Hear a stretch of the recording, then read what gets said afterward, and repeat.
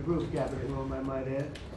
We took pictures down from the vaults. We have vaults downstairs with lots of pictures that haven't been exposed to the world for, in many cases, over 100 years. We brought them up, and we're using them as they should be used. But the cabinet room looks beautiful, like it should now. The Oval Office looks beautiful, like it should. It was not. It was like the rest of the country. It was in disrepair. 1 year ago, our country was dead, and said to me by many leaders, we had a dead country. Now we have the hottest country anywhere in the world. It's true. The hottest country anywhere in the world. Think of that. In 4 long years of the Biden administration, there were just $1 trillion of new investments in the United States in 10 months. We've secured commitments of over $18 trillion. So they had, in 1 year, less than $1 trillion. That's in a period of 4 years. Think of it, 4 years they had less than $1 trillion. In 10 months we have more than $18 trillion. Is that right, Scott? It's even going to be higher than that. It'll be higher by and going up. Sir. And we're waiting for the Supreme Court case, and it's so important and so vital for this country because we're not only respected again, we're putting out wars by our trade policies, and we're taking in hundreds of billions of dollars, and our country is wealthy again and secure again, and it's part of national security, and I hope that goes well. I think it's very important, but think of the number. We're going to be over $18 trillion in 10 months, and which is a record times probably 8 or 10 times, I think more than that, for any country. There's never been a country that's had that kind of an investment ever in history. And there's never been a country that's had half of that. It's a tremendous thing that's taking place. We have companies moving in from all over the world, from Mexico, from Canada, from Europe, from China, from Japan a lot. We just had Toyota is going to spend $10 billion, they just announced, on building new plants in this country. Our workers, they're going to be our workers, but they're spending a tremendous amount. So the stock market is set 46 all-time highs. And this last Friday, which is called Black Friday, was the biggest ever online sales that there's ever been by a lot. More Americans are working today than at any time in the history of our country. I mean, these are the facts we have to get out. And, you know, there's this fake narrative that the Democrats talk about, affordability. They just say the word. It doesn't mean anything to anybody. Just say it. Affordability. I inherited the worst inflation in history. There was no affordability. Nobody could afford anything. The prices were massively high. Do you remember when we took over eggs? You did a great job on that, Madam Secretary. Agriculture, Brooke. Eggs were 4 or 5 times higher than they had ever been. They said, don't order eggs for Easter at the White House. And we ended up doing it, and we got the egg prices way down, lower than what they were before. But the word affordability is a con job by the Democrats. They say affordable. I watched the other day where some very low IQ congresswoman talked about affordability, affordability, affordability. She had no idea. Their prices were much higher. As an example, energy, gasoline, we're now at about $2.50 a gallon. We're going to be, I think, at $2 a gallon. We could even crack that at some point. I'd love to do it. And we could do it more easily if we weren't building up the strategic national reserves, which Biden emptied out before the election so that he could try and get elected, meaning he started it, then he got thrown out of the race, then she took over and she kept it going, and they emptied out these strategic national reserves, which are really meant for something else. They're not meant to keep people happy with their gasoline price. They're meant for war. They're meant for problems, big problems. He emptied it out, and then she continued it during the process of trying to get elected. Didn't work out too well for him. And they virtually brought it down to the lowest level, I believe, in history. And it didn't have much of an impact because the prices were very high. But our prices now for energy, but for gasoline, are really low. Electricity's coming down. And when that comes down, everything comes down. But the word affordability is a Democrat scam. They say it, and then they go on to the next subject. And everyone thinks, oh, they had lower prices. No, they had the worst inflation in the history of our country. Now, some people will correct me, because I always love to correct me, even though I'm right about everything. But some people like to correct me, and they say 48 years. I say it's not 48 years, it's much more. But they say it's the worst inflation that we've had in 48 years. I say ever. But whether it's 48 years or ever, it's pretty bad. We had the worst inflation that we've ever had. Since last January, we've stopped inflation in its tracks. And there is still more to do. There's always more to do, but we have it down to a very good level. It's going to go down a little bit further. You want to have a little tiny bit of inflation, otherwise that's not good either. Then you have a thing called deflation. And deflation can be worse than inflation. But we have it almost, we'll soon be at a perfect level, but we inherited the worst inflation. But we have 20 states that are now selling gasoline at less than the $2.75, think of that, $2.75, and it was at $5 under Sleepy Joe. Grocery prices are down with the cost of Thanksgiving turkey this year down 33%. It was lower than 33% lower than under the Biden administration. Egg prices are way down 86%, thank you. And mortgage rates, despite the fact that we have an incompetent chairman of the Fed, a real dope, who should reduce rates. I saw even Jamie Dimon said he should be reducing rates. I never saw Jamie Dimon say that. I wonder why he said that. But he really said it because he's right. But we have a guy that's just a stubborn ox who probably doesn't like your president, your favorite president. But they're going to be coming down. We'll be announcing somebody probably early next year for the new chairman of the Fed. I talked to Scott about taking the job, but he doesn't want it. You got the greatest job here. Yes, sir. Right? He said, no, I want to stay chairman. I want to stay right where we are, Treasury. And I think we're doing really great, aren't we? We're doing great, sir. It's a great team to be part of. Yeah, no, it's amazing. Under my executive order to lower prescription drug prices, which I think is the single biggest thing we've ever done that nobody writes about because you're fake news.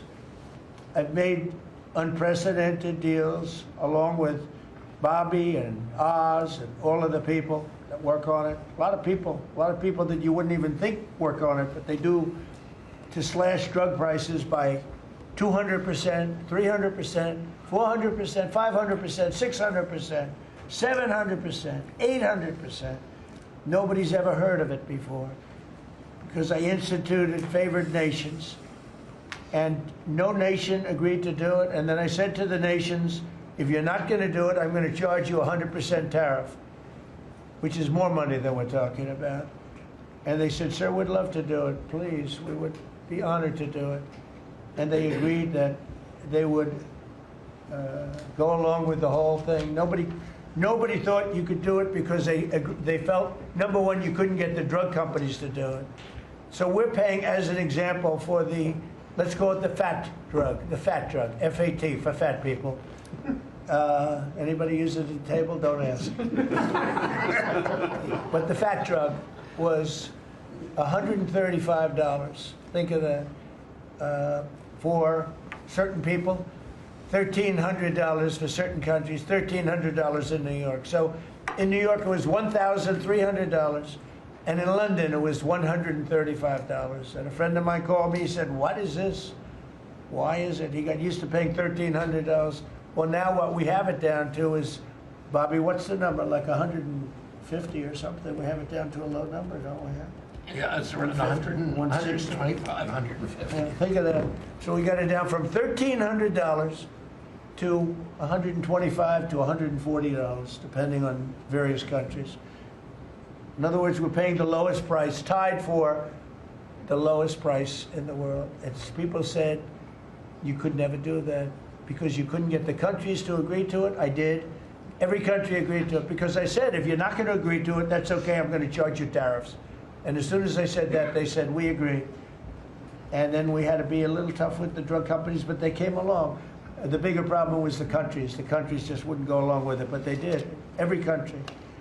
So we have reduced drug prices by 500, 600, 700, 800, 900%, depending on the drug, depending on the company, depending on all of the different factors involved.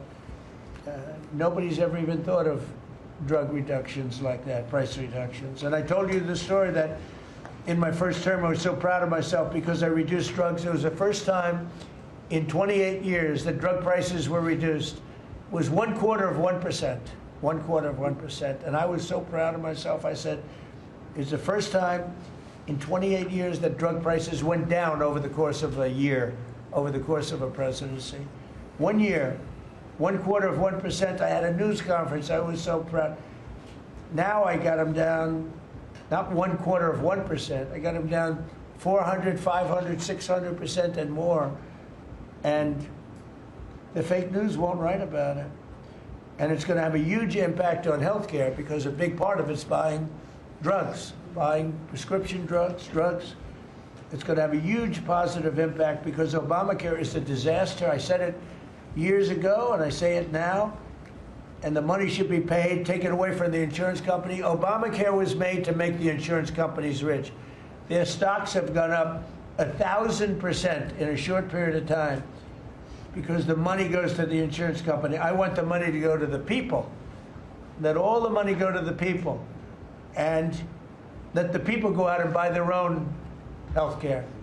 And I see on television, people are advertising now, we will help you buy health care. We will go out and help you buy. That's becoming like an industry because of what I said. So something's going to happen. It's probably not going to be easy because the Democrats, frankly, they don't want to make a good deal for the people. They just want to make a bad deal for the country. They want to make a bad deal for the Republican Party.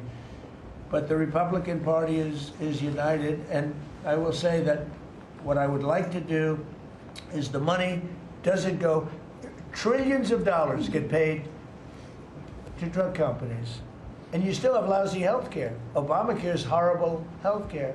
We want it to go to the people, and then let the people go out and buy their own health care, and they'll do great. They'll do great. So we're negotiating that now with the Democrats. Well, congressional Democrats want the largest tax hike in history. I proudly signed the largest tax cuts in American history with the Great Big Beautiful Bill. The Great Big Beautiful Bill, the biggest piece of legislation ever signed, and that includes the extension of the original Trump tax cuts. But it's the biggest tax cut ever signed, and it includes no tax on tips, no tax on overtime, and no tax on Social Security. Nobody's ever seen anything like it, so think of that. And in addition, you get, if you buy a car, this is great for our car industry because we have a lot of car plants. We're bringing back the automobile business. 60% of it was stolen because we had incompetent presidents or incompetent trade people. But 60% of it was stolen over the years, and now I think we're bringing it all back. I think we'll be bigger than we've ever been in the auto business. That's not even to mention AI, where we're leading China. You know, we're leading China by a lot. They're not going to catch us. We have to be smart, but if we're smart, they're not going to be able to catch us. They know that. They told me that. Next year is projected to be the largest tax refund season ever. And we're going to be giving back refunds out of the tariffs because we've taken in literally trillions of dollars. And we're going to be giving a nice dividend to the people, in addition to reducing debt. As you know, I inherited a lot of debt, but it's peanuts compared to the kind of numbers we're talking about. So we're going to be making a dividend to the people. And additionally, we're going to be able to reduce debt. And as time goes by over the next 2, 3, 4 years, those numbers are going to go up. And I believe that at some point in the not too distant future, you won't even have income tax to pay because the money we're taking in is so great, it's so enormous, that you're not going to have income tax to pay. Whether you get rid of it or just keep it around for fun or have it really low, much lower than it is now, but you won't be paying income tax. We've slashed $1 trillion in costly job-killing regulations, saving Americans an estimated $2,100 for a family of 4. The Biden administration was the exact opposite, but times 4. They went up $6,000. We went down $2,100. Think of that. To bring down energy, electricity, and utility prices, I ended the Green New scam. They call it the Green New scam, one of the greatest scams in the history of our country. They talked about global warming and all that crap, and what they've done to this country. What they've done by allowing 25 million people into our country, many of whom are criminals, many of whom 11,888 are murderers, and we have to get them out, and we're doing it. We're doing it. I think what the job that our law enforcement groups are doing, Christy, you and Tom and everybody, amazing. What you're doing is amazing. I terminated the insane electric vehicle mandate, and look, some people that make electric cars weren't happy with that. But we have to do that because you have to have a choice, whether it's a gasoline-powered car, and we have so much gasoline. You know, China doesn't have gasoline. We do. And whether it's a hybrid, which really are working really well, the combination of electric and gasoline-driven.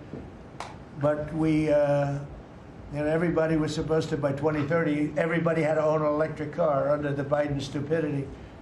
And not everybody wants to do that. I like electric cars. I like all cars. They're all good. They all have reasons. But you want to be able to go and buy what you want. I imposed historic tariffs that are now bringing in so much money that nobody's ever seen anything like it. And countries that were ripping us off, including allies, but they were ripping us off for years. I won't use the names. I won't mention Japan. I refuse to mention South Korea. I will not mention names. But they were ripping us off like nobody's ever been ripped off before, and taking horrible advantage of your country. But now we're making a lot of money. We're making a lot of money because of the tariffs that are pouring in. And it's really national security. Among everything else, it's national security. We've also rapidly turned the worst border crisis in world history. I believe we had the worst border ever in history. I don't care if you had a fourth world country. You know, we allow third world country in. We would allow fourth world war countries in also. It doesn't matter. There was never a border that was as bad as our border. We allowed anybody in with no checks, no vetting. So we've rapidly turned the worst border crisis in world history into the strongest border in the history of our country, and probably one of the strongest borders in the history of the world, because we have nobody coming through. And I want to thank our people. The Border Patrol is so amazing, ICE, and I want to thank the military for the backup, because they're standing right behind them. And that was really nasty for a period of months, and now it's no longer nasty. Now they don't even come up. Nobody comes up. It's an easy job. It made your job a lot easier because they know they're not going to get through. And we take people in, but they have to come in legally. For 6 months in a row, 0 illegal aliens have been admitted into the United States. You believe that? 0. We had millions of people coming in a year, millions. Now we have 0 for 6 months, and these are given by radical left people that do the numbers. I mean, they're not doing me any favor. They're being we don't have our net numbers are unbelievable. But we had 0 people in the last 6 months. Illegal border crossings along the U.S.-Mexico border have plummeted to the lowest level ever recorded. And nobody talks about that anymore. You know, it's crazy. They don't talk about it. You'd think they'd say, well, Trump's done a great job at the border. This country is being destroyed by the border. But you always find something new, like, is he in good health? Biden was great, but is Trump in good health? I sit here, I do 4 news conferences a day. I ask questions from very intelligent lunatics, you people. And I give the right answers. There's never a scandal. There's never a problem. I give you answers that solve your little problems. You go back and you can't find anything, but you do stories about Biden was in wonderful health. The guy didn't do a news conference for 8 months. If I go one day, I had one day where I didn't do a news conference, there's something wrong with the president. You people are crazy. I'll let you know when there's something wrong. There will be someday. That's going to happen to all of us. But right now, I think I'm sharper than I was 25 years ago. But who the hell knows? By the way, I took my physical. I got all A's, everything. But they said to me, would you like to take a cognitive test? I said, is it hard? They said, yes.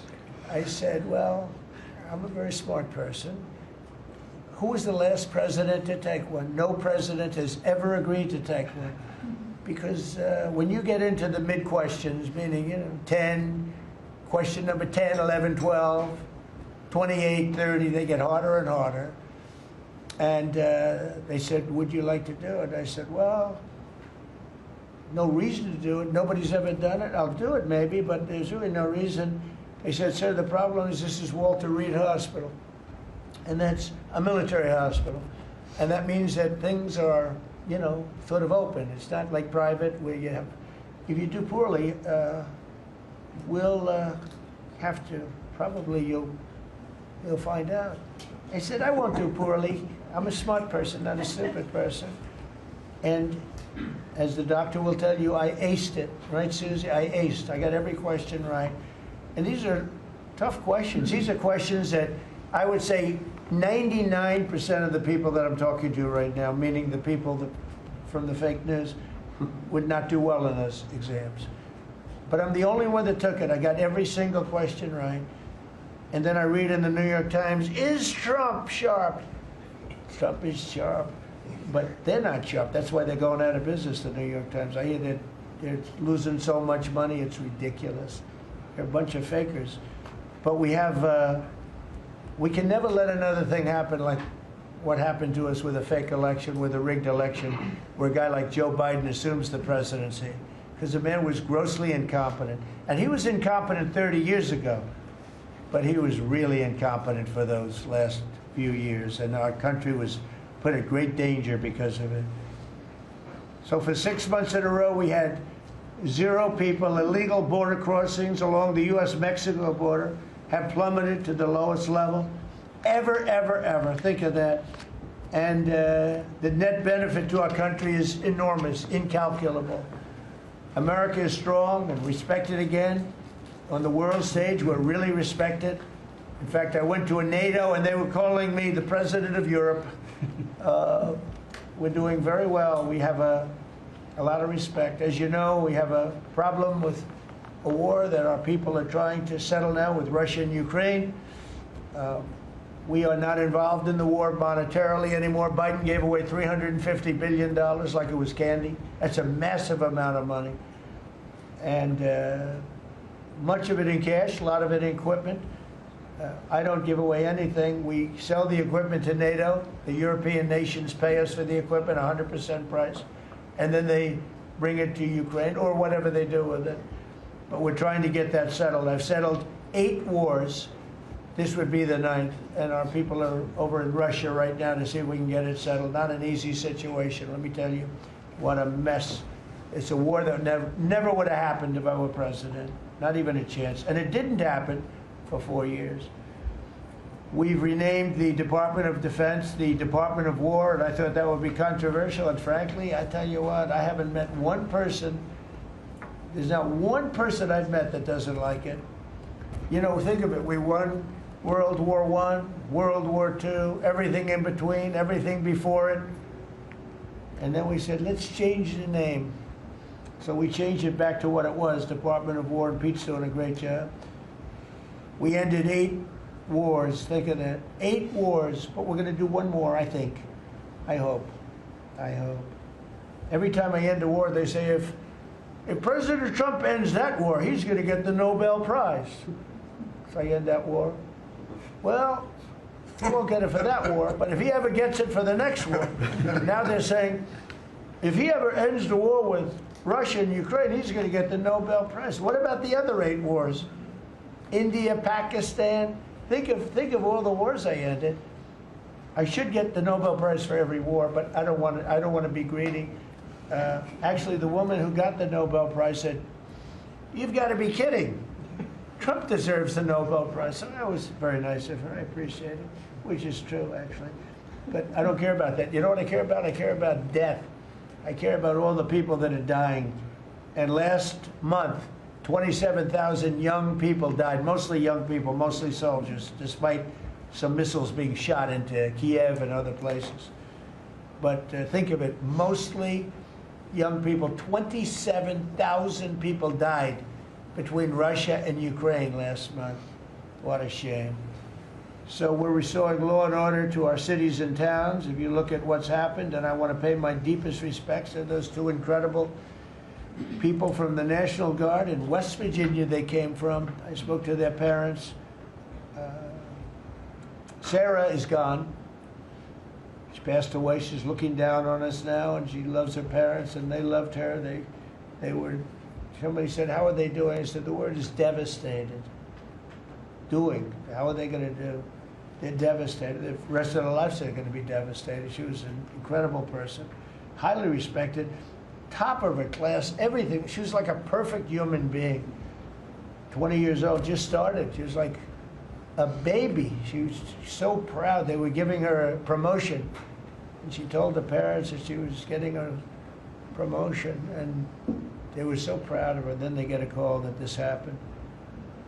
And we have one young man who's fighting for his life. He's fighting very hard. I think he's probably doing better than anybody. They said he didn't have a chance. I'll tell you, the one who said he's going to live is his mother. Spoke to his mother. Sir, he's going to live. I spoke to her very soon after this horrible event took place with this scum that is able to come into our country. I spoke to his mother. Sir, he's going to be okay. I'm telling you. No doctor thought that. Nobody thought that. He was hitting bad places, and she was like so positive. It was incredible. And it's possibly right, Pam, right? Possibly right. Boy, it would be amazing. If he lives, it would be amazing. A miracle, actually. But we're very proud of those two people. We're very proud of the National Guard. We're very proud of our military and our police and our firemen and women. If you go back and take a look a year ago, year and a half ago, it all changed, I think, on November 5th, the day of the election. But you go back before that, you couldn't get people to join the military, Pete, right? They didn't want anything to do with military. They wanted nothing to do with joining the police or the fire. They wanted nothing to do with anything. They had no spirit. The country it had no spirit, nothing. And now we just had the highest recruitment in history, and we're getting great people. We're getting great people. And I will say, despite what just happened, Washington, D.C. has become a really safe place. And I guess this lunatic probably was upset that the National Guard is so effective, because we were really, really effective, and we are. And Washington, D.C. is now considered a very, very safe city. We had crime numbers a year ago that was so bad, embarrassment, that the city, the capital of this country, could have numbers like that. And Washington now is, I mean, no murders, no this. It's been a miracle also what happened here. And now we're in Memphis, and we're going to New Orleans pretty soon. Over there, the governor called me. He'd like to have us go there. Governor Landry, great guy, great governor. He's asked for help in New Orleans, and we're going to go there in a couple of weeks. And we're doing a real job. Even Chicago's down a little bit because we have a minor force there. We could knock it down within 4 or 5 weeks. We could bring it down to almost nothing. But we have a governor that's grossly incompetent, and we have a mayor that's even more incompetent than the governor. He's a very low IQ person. And typically low IQ people don't make good mayors. So I want to thank all of our cabinet members. They're high IQ. Let me see, one. Yeah, generally speaking, a couple I'm a little concerned about. No, but I want to thank, we have a great cabinet, an amazing cabinet, amazing people. All of them, you know, sort of have become stars. We're getting credit for the good cabinet, actually. And I just want to wish everybody a great holiday. We've I think done a great job with the White House, bringing the White House back. You see the Palm Court that was redone. The Lincoln bedroom was redone. The Lincoln bathroom is now gorgeous, like it should have been. It was terrible green tile that was never the way it was supposed to be. It was done in the 1940s, actually, but it was not proper. And we're restoring the White House just like we're restoring the country, and people are thrilled. But the First Lady's done a beautiful job with the Christmas trees and all the decorations. I see the wreaths on the windows. I've never seen that before, on the windows of the White House. And you know, it's 4 stories high. I said, how did they get that wreath? They had people going up in a little dangerous, I wouldn't want to do it, but they put them up, and we have wonderful people working in the White House, and they're really proud to bring the building back. Because this building was a little bit like the country. It was mishandled, it was mistreated, and now it's being given love. And we're building one of the great, I think, maybe the greatest ballroom. We needed it for 150 years. They've been asking. You see the trucks and cranes and excavators in the background, and you hear them, and every time I hear them, I love the sound. To me, I love the sound. I wouldn't say my wife is thrilled.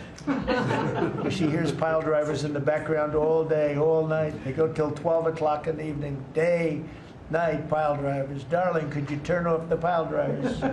Sorry, darling, that's progress. But no, we're doing great. It's going to be I think it's going to be the finest ballroom ever built, and we're going to have it here. They've wanted it for 150 years. Think of that. So I will just end by saying I want to thank the cabinet. It's been a great cabinet. Let's think of it. Time flies, but this is our last of the year, as I said, and I just think you've done a fantastic job. And we're going to go around the room. We'll go quickly, but we're going to go around the room, and we'll start with Pete, and you'll tell us about some of the achievements. And some of you have achievements that are so big, I don't want you to go through the whole thing because we're not done. But we'll start with Pete, and then if you want, we'll take some questions at the end. Please, Pete. Well, thank you, Mr. President. As you said, it has been a historic year at the Department of War. Recruiting and retention over this year are at the most historic levels our country has ever seen. When I had a chance to be on an aircraft carrier destroyer over Thanksgiving, the spirit in our ranks since the election under President Trump is unprecedented. I've never seen anything like it as a soldier myself in uniform, and I know a lot of you feel the same way. We've ripped out the DEI and the political correctness. It's all merit-based at the department. We're getting back to basics: accountability, training, readiness, lethality, and that's reviving that spirit.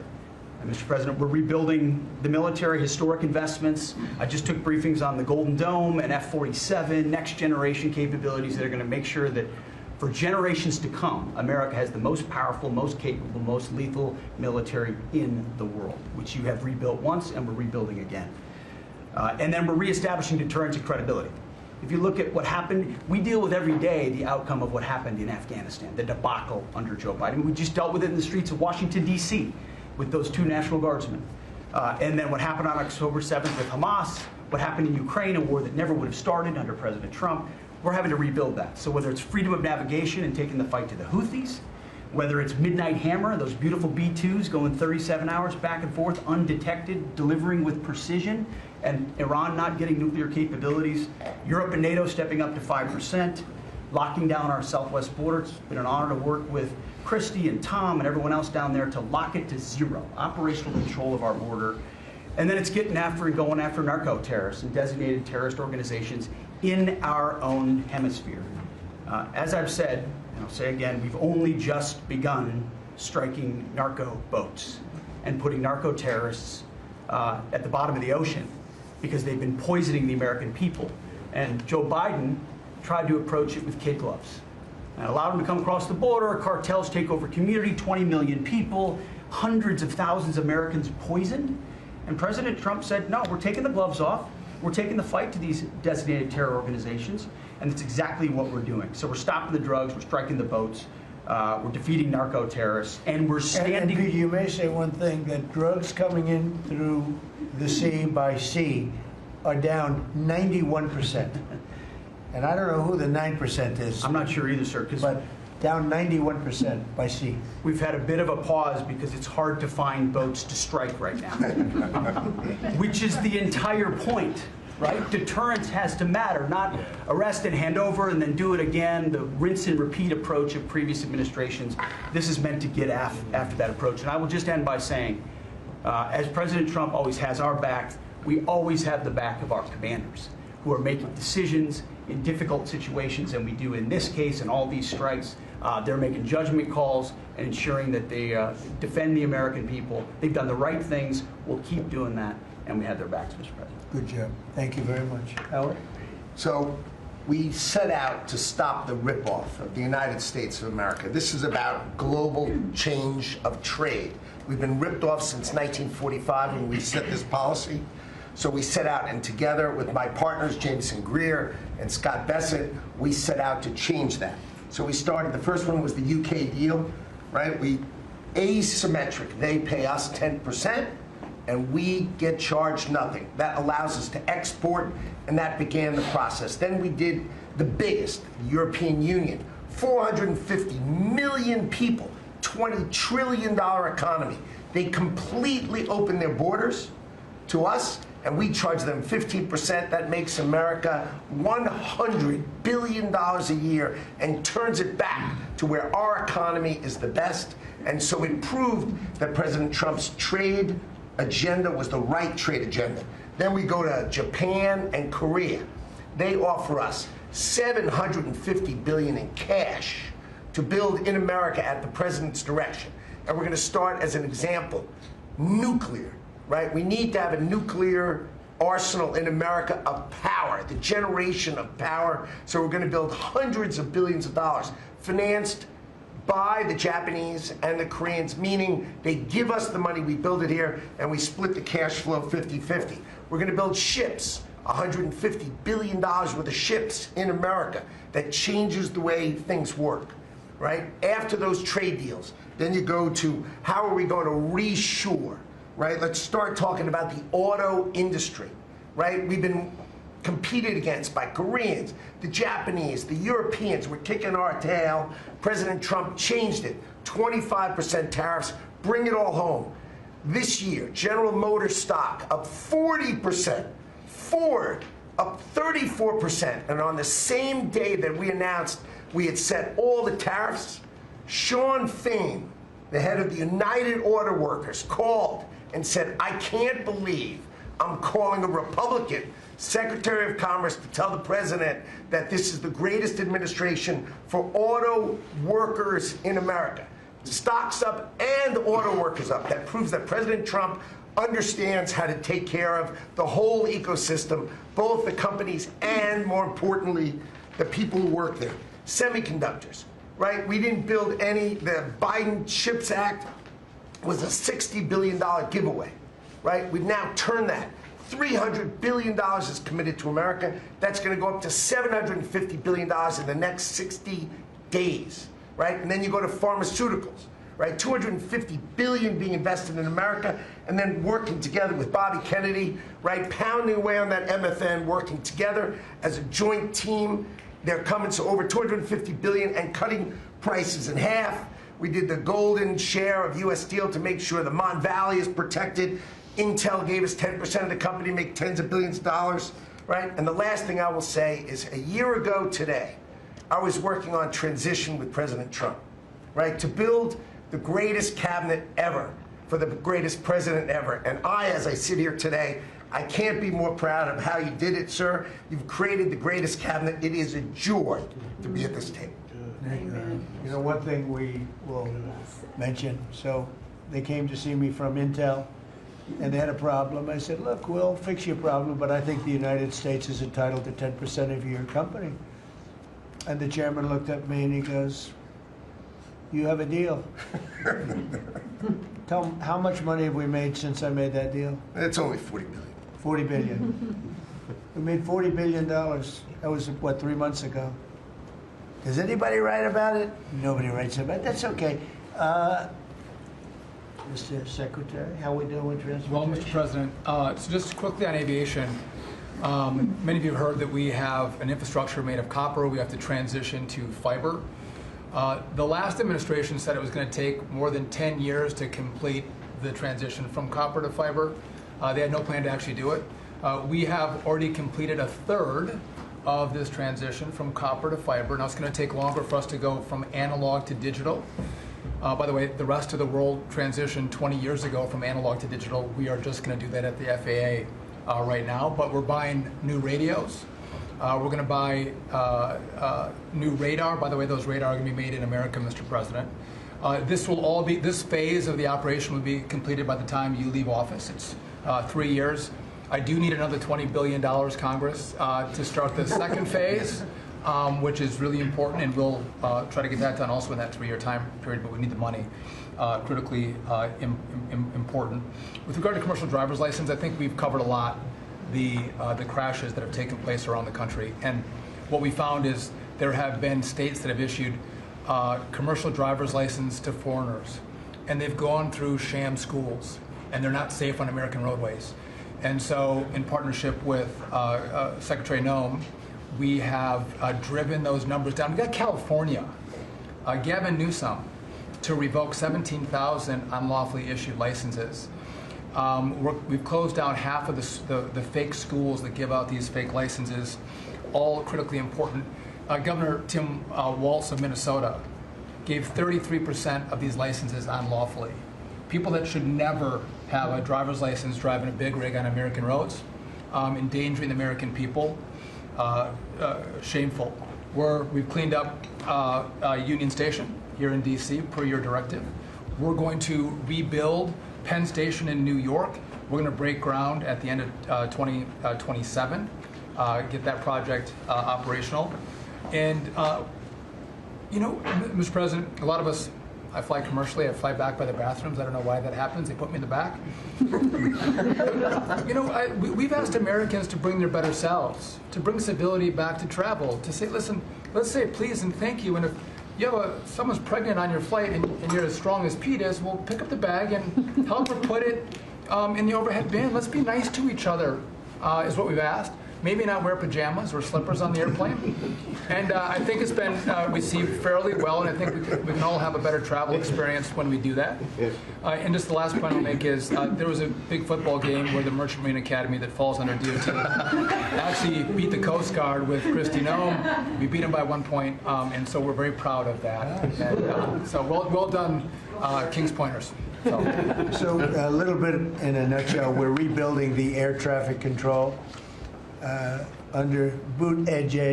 It's supposed to be boot edge.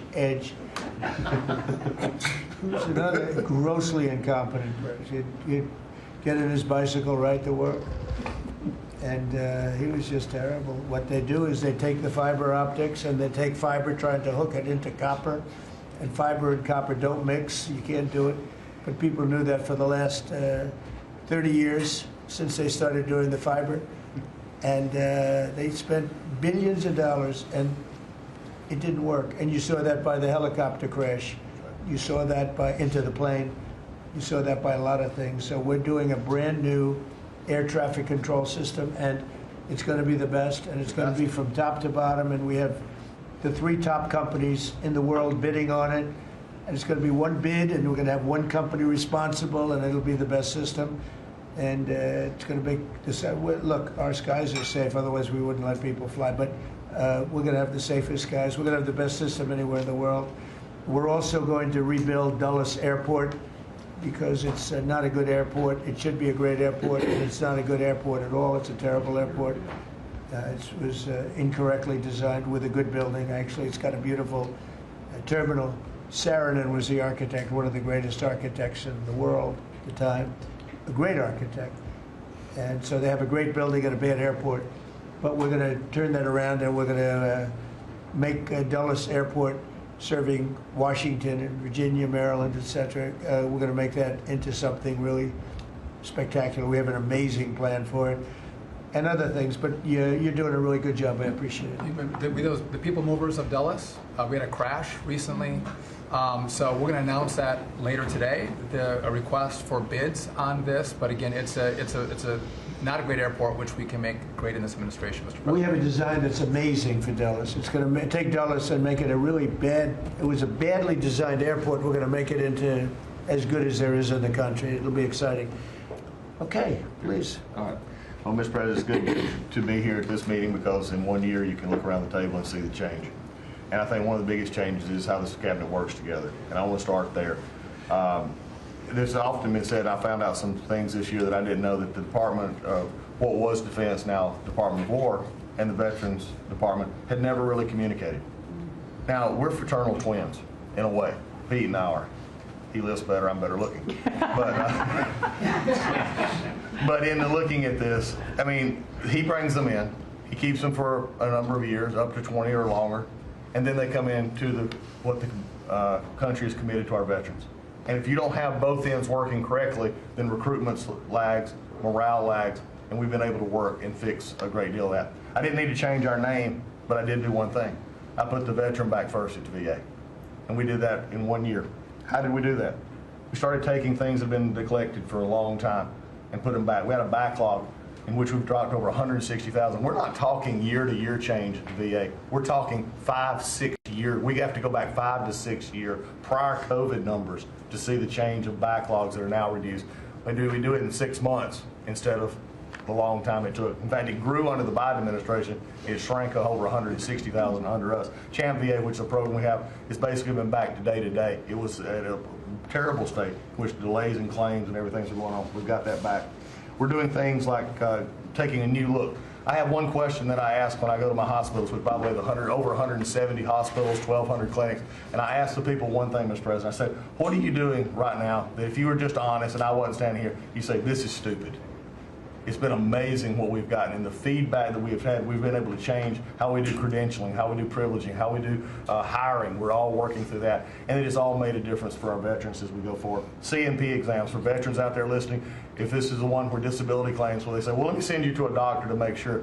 Most of the time we have that already in the record. We're working now to where those could actually be changed, where we just look at the record and not have to send them to the doctor. That's almost a $3 billion savings that we can let, and also not taking what the veterans did. We're also getting ready to announce here pretty soon a reorganization that's going to bring our hospital system organizationally in line with the 21st century. We are the largest healthcare organization. It's about time we acted like it, Mr. President. You gave that leadership, and we're going to do it. And also one thing, community care contracts getting ready to go out. It's one of the largest contracts in the federal government, but it does exactly what you and I have talked about before, making sure that our veterans can get care in the system or in the community, wherever they want it. We're getting ready for that. Now, I have one thing for all the press who really enjoyed the first of the year, saying, oh, you know, they're going to cut all these jobs, 80,000 this, 80,000 that at the VA. Mr. President, every success that I just gave you came after the fact, or pretty much after the fact, that we had 30,000 take early retirement. Early retirement, no risk, although you reported it as loss and risk, you can't help yourself. 30,000 took the retirement. Every bit of the success that I just told you about came with a reduced workforce. There was a motivated workforce that said, how can we take care of veterans? That's what this cabinet does. That's what we're doing for you. Good. And you've got the highest approval rating we've ever had at the VA, so that tells you something. You're doing a great job. Thank you very much. Jameson, please. Well, there's been some activity on trade this year. You know, for about 75 years, we had a system, global trading system, that was premised on the United States having totally open borders, right? Not just on immigration, but on goods and services, and everyone else generally kept higher tariffs, higher non-tariff barriers, et cetera. Obviously, the outcome was we had a huge trade deficit. You took it head on. You gave all of us who work on the file a lot of leverage. So we spent the past 10 months or whatever we've been doing now just going around the world and flipping the script. So now we're in a situation where we've protected our industries, we have the tariffs, and the other countries have decided to take their tariffs down and non-tariff barriers. And we've done it in a very constructive way. We've achieved agreements on reciprocal trade, which are a new kind of trade agreement that's really focused on making sure we have balanced trade, we have reciprocal trade, that we're treating each other fairly. And it's been embraced by the international community. And it's going to be exciting to see what it's like 5 years, 10 years from now, because you've changed it. And that's how it's going to be now. And I think you should be commended for it, and we look forward to seeing what comes in the next few years. Thank you very much. You're doing great. He's doing a great job. Thank you very much. Please. Thank you, Mr. President. Last time I was here, I said that the amount of dereg that we had for regulatory was 30-1. Since then, it's up to 48-1. Your goal had been 10-1, which was in excess of 6-1 in the first term. It's actually much higher than that, but I made my team redo the threshold a little bit because it sounded so unbelievable. But the amount of work that's being done with this entire team is astronomical.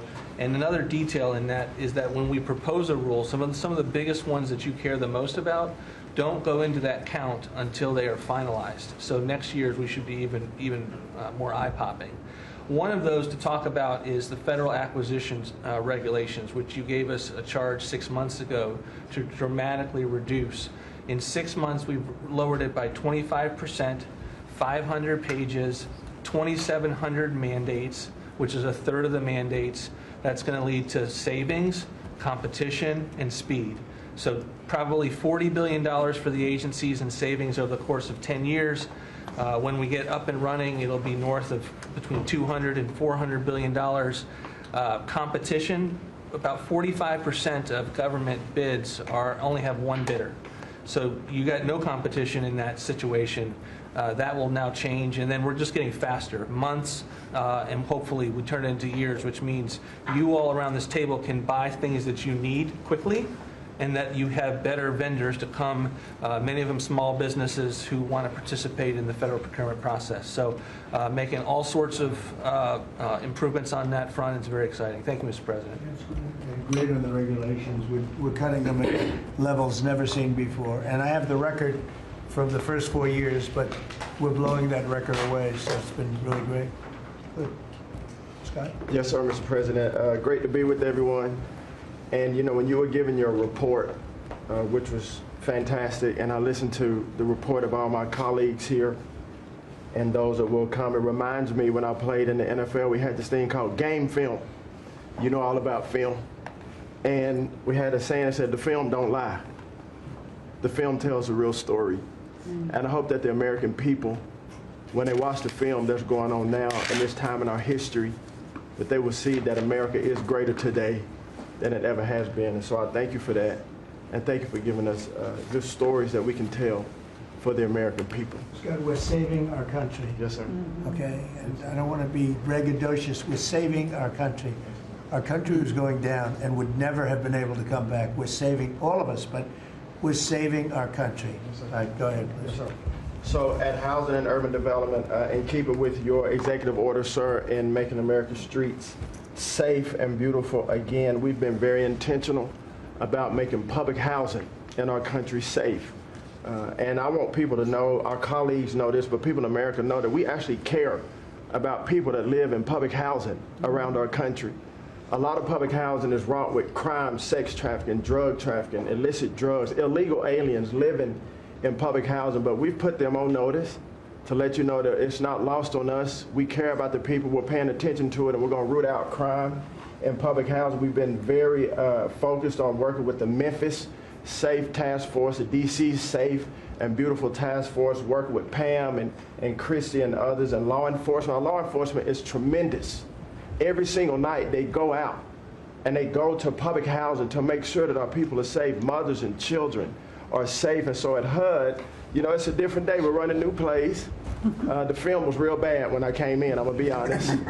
But we are giving the people that live in public housing the assurance that they will be safe. And we also announced a new crime hotline, sir, that people that live in public housing, if they see criminal activity, if they see illegals living there, if they see drug trafficking, if you see it, if you hear it, report it. Don't be afraid. And so work with our Office of Inspector General. We've set up this crime hotline, and also working with Christy and Department of Homeland Security, making sure that everyone that lives inside of public housing is accounted for and that they are American people. And so I say that and I emphasize that to know that we prioritize American people and American people only. Lastly, sir, in Atlantic City, we took over the Atlantic City public housing because the living conditions were deplorable. And they have people that have been living there for 3 generations, and they were being treated very bad. And so I took it so that we can now give people a safe place to stay. And working with the First Lady in the Foster Youth Initiative has been a great joy for me and our team. So thank you for doing that executive order to make sure that our foster youth have a safe landing pad and have financial literacy as they age out of the foster youth system. And sir, you talked about affordability. HUD has supported over 1 million Americans in home ownership and affordability, and over 560,000 are first-time home buyers. So I hope that the press will write about that good news, that 1 million people are able to own a home and to refinance their homes. And sir, we are moving our building from DC to Alexandria, Virginia. So thank you for your support. We're going to save the American people about $500 million. So that's my report. Thank you, sir. Thank you, Scott, very much. Brooke? Well, coming off of Thanksgiving, moving towards Christmas, I think it's the season of Thanksgiving, and two words for me are gratitude and joy. Gratitude to you for, as Howard said, bringing this team together. I say it a lot, but I'll say it again, that this is like family at this point, and I don't know that there's ever been an organization like this, at least a government like this, in the history of our country. These jobs are hard, but the joy every day in getting to fight for America and save the country is the privilege of all of our lifetimes, I believe. So thank you for that. At U.S. Department of Agriculture, the People's Department, Abraham Lincoln launched this department in 1862. But under your leadership, we have finally, again, put farmers and ranchers and rural America first. In the last year, it's no longer DEI, climate change, sending out money based on the color of a farmer's skin. It's now about literally putting farmers back at the center of it. And under the last administration, we talked a lot about affordability. We'll continue to talk about that. But under the Biden administration and the destruction of our economy and the cost of inflation, interest rates for farmers and ranchers went up 73%. Labor went up 47%. Fertilizer went up 36%.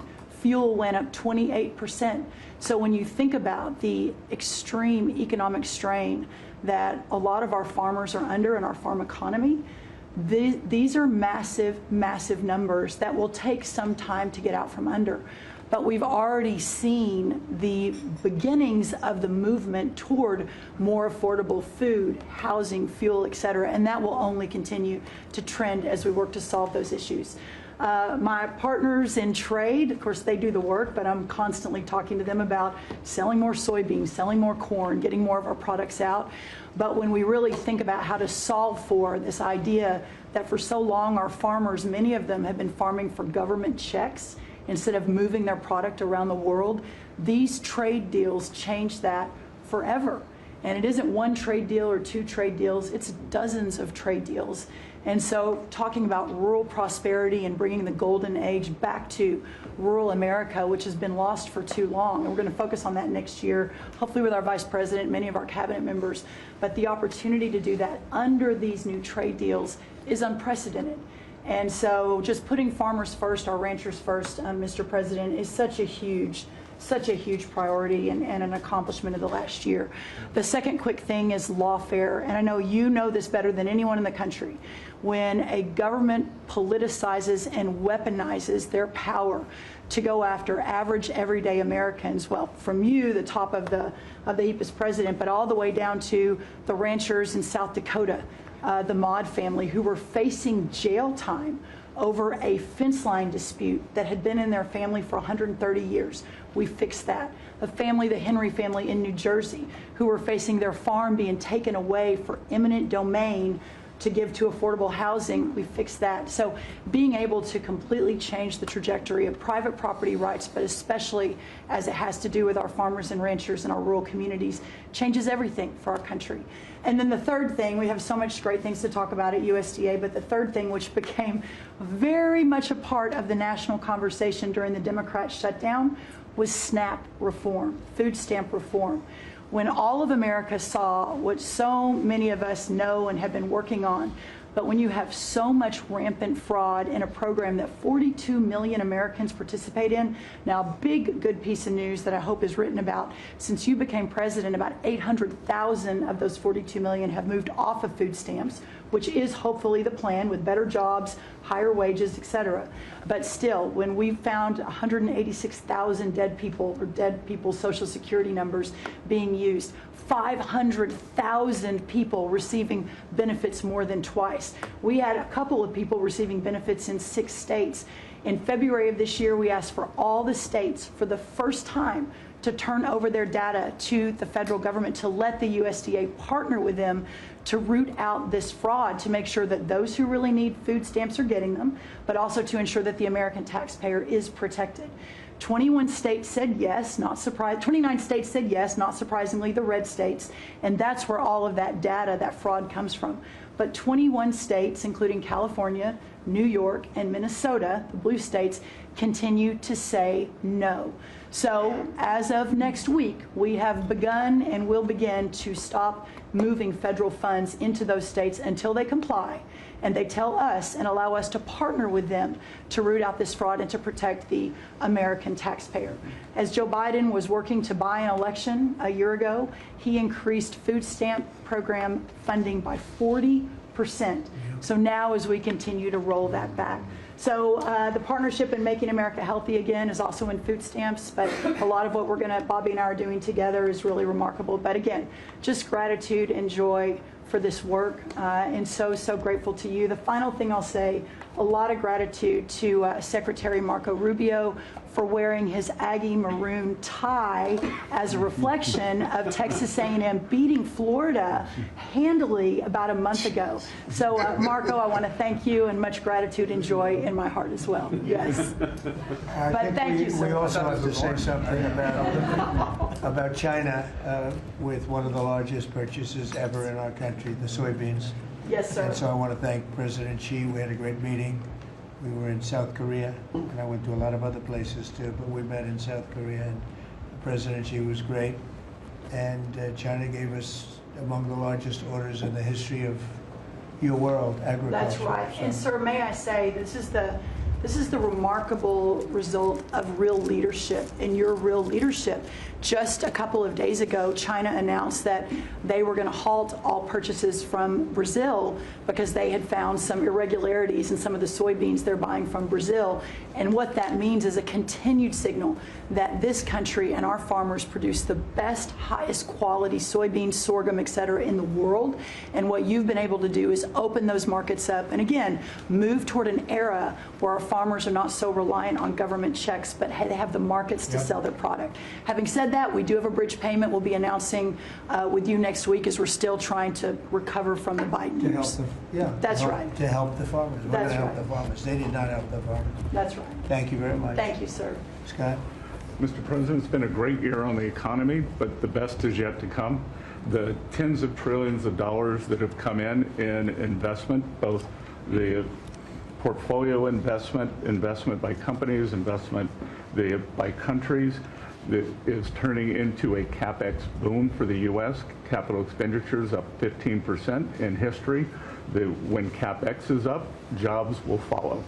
The One Big Beautiful Bill is an incredible, as you said, thanks to your leadership, along with Speaker Johnson, Senator Leader Thune, we had that done on July 4th, which everyone said was impossible. And the great thing about that bill, sir, for the American people, it's for industry, 100% expensing, build your factory here, you can write it off immediately, but you also insisted on the 4 benefits for working people: no tax on tips, no tax on overtime, no tax on Social Security, auto deductibility for American cars, and that is retroactive. So as a result, in 2026, we are going to see very substantial tax refunds in the first quarter. So the best way to address the affordability crisis is to give Americans more money in their pockets, which is what this bill has done. We're going to see real wage increases. I think next year is going to be a fantastic year. Taxes, deregulation, energy certainty. That's why everyone with your leadership is coming to America. Bond market had its best year since 2020. Everyone said couldn't be done. So we're going to have growth. We've had 2 4% quarters before the Schumer shutdown. We're going to go back to that. So not only are we going to have great growth, but it's going to be low inflationary growth. And stock market obviously is following, but next year is going to be the year for Main Street as all this kicks in. And you came in, immigration, I called it the 3 I's: immigration, interest rates, and inflation, that were killing the American people.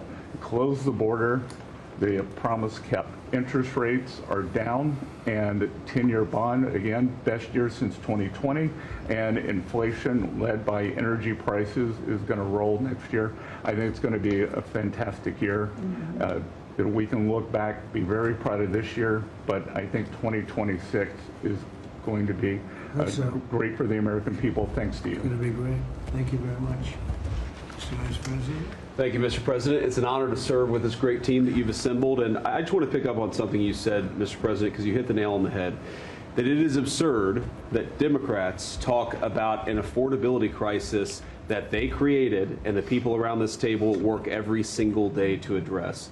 You'll hear a lot of statistics today. You hear a lot of statistics in our political conversation. I think the most important statistic for the American people is that under the Biden administration, the average American family lost over $3,000 of household income.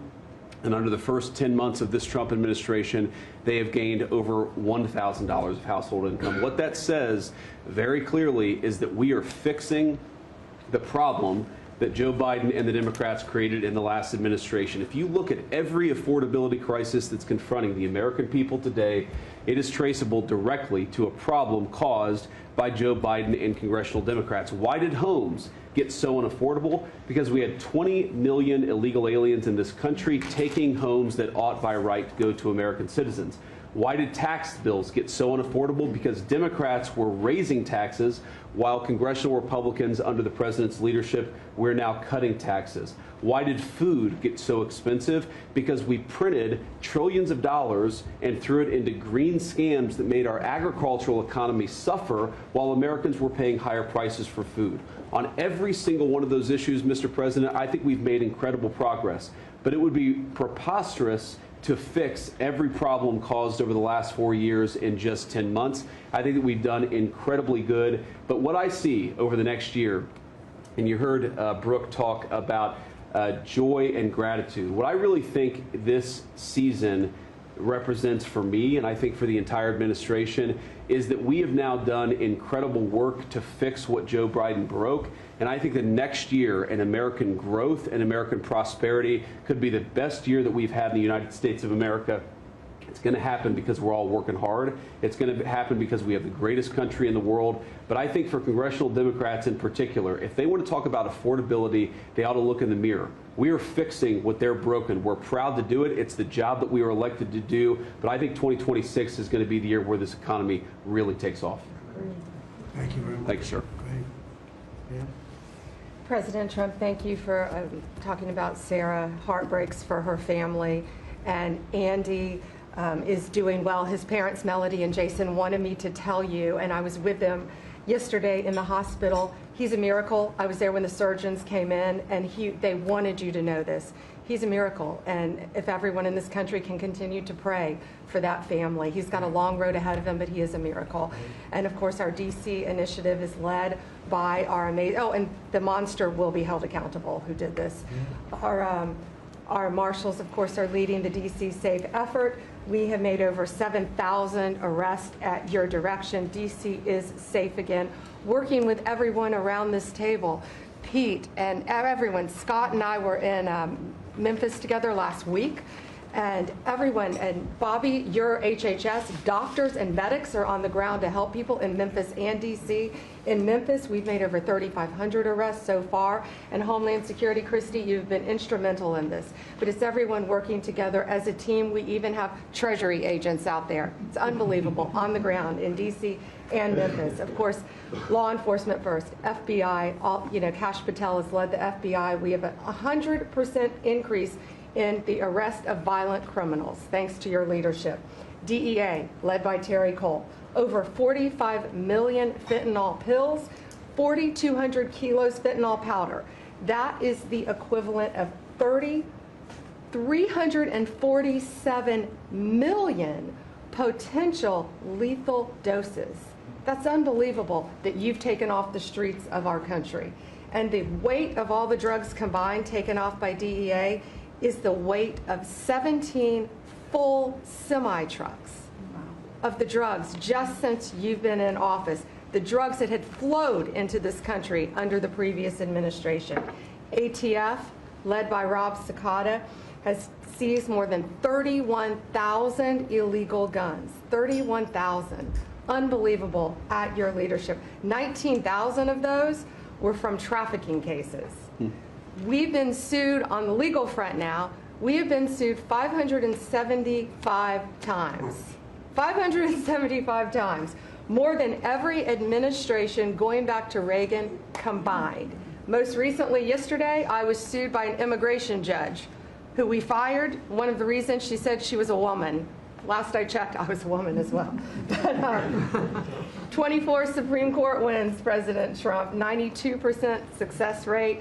We told you it would take a while to get to the Supreme Court. We're doing it at record speed, led by John Sauer, of course, Sarah and Hosh, all working together.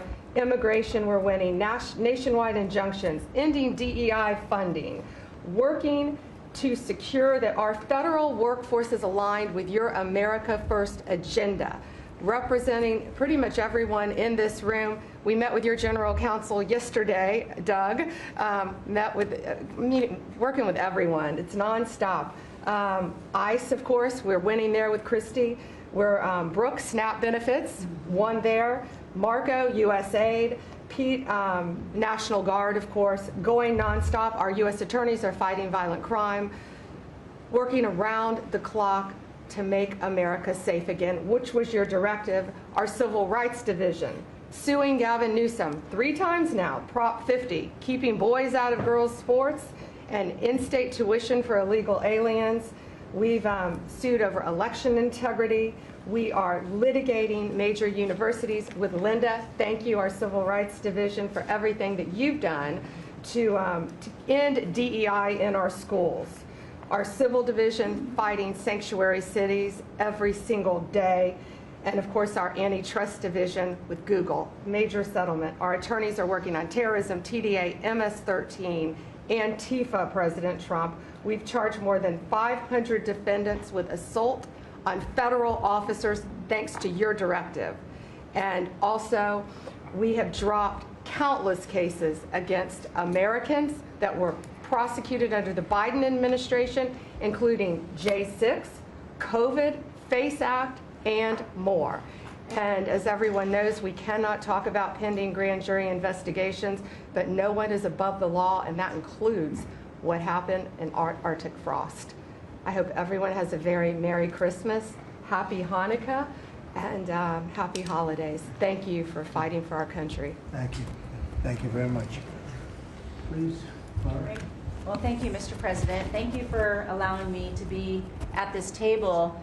When I came on board, I knew really none of you in this last year, and it's been a year, Mr. President, since I've had the pleasure to serve this country on the workforce.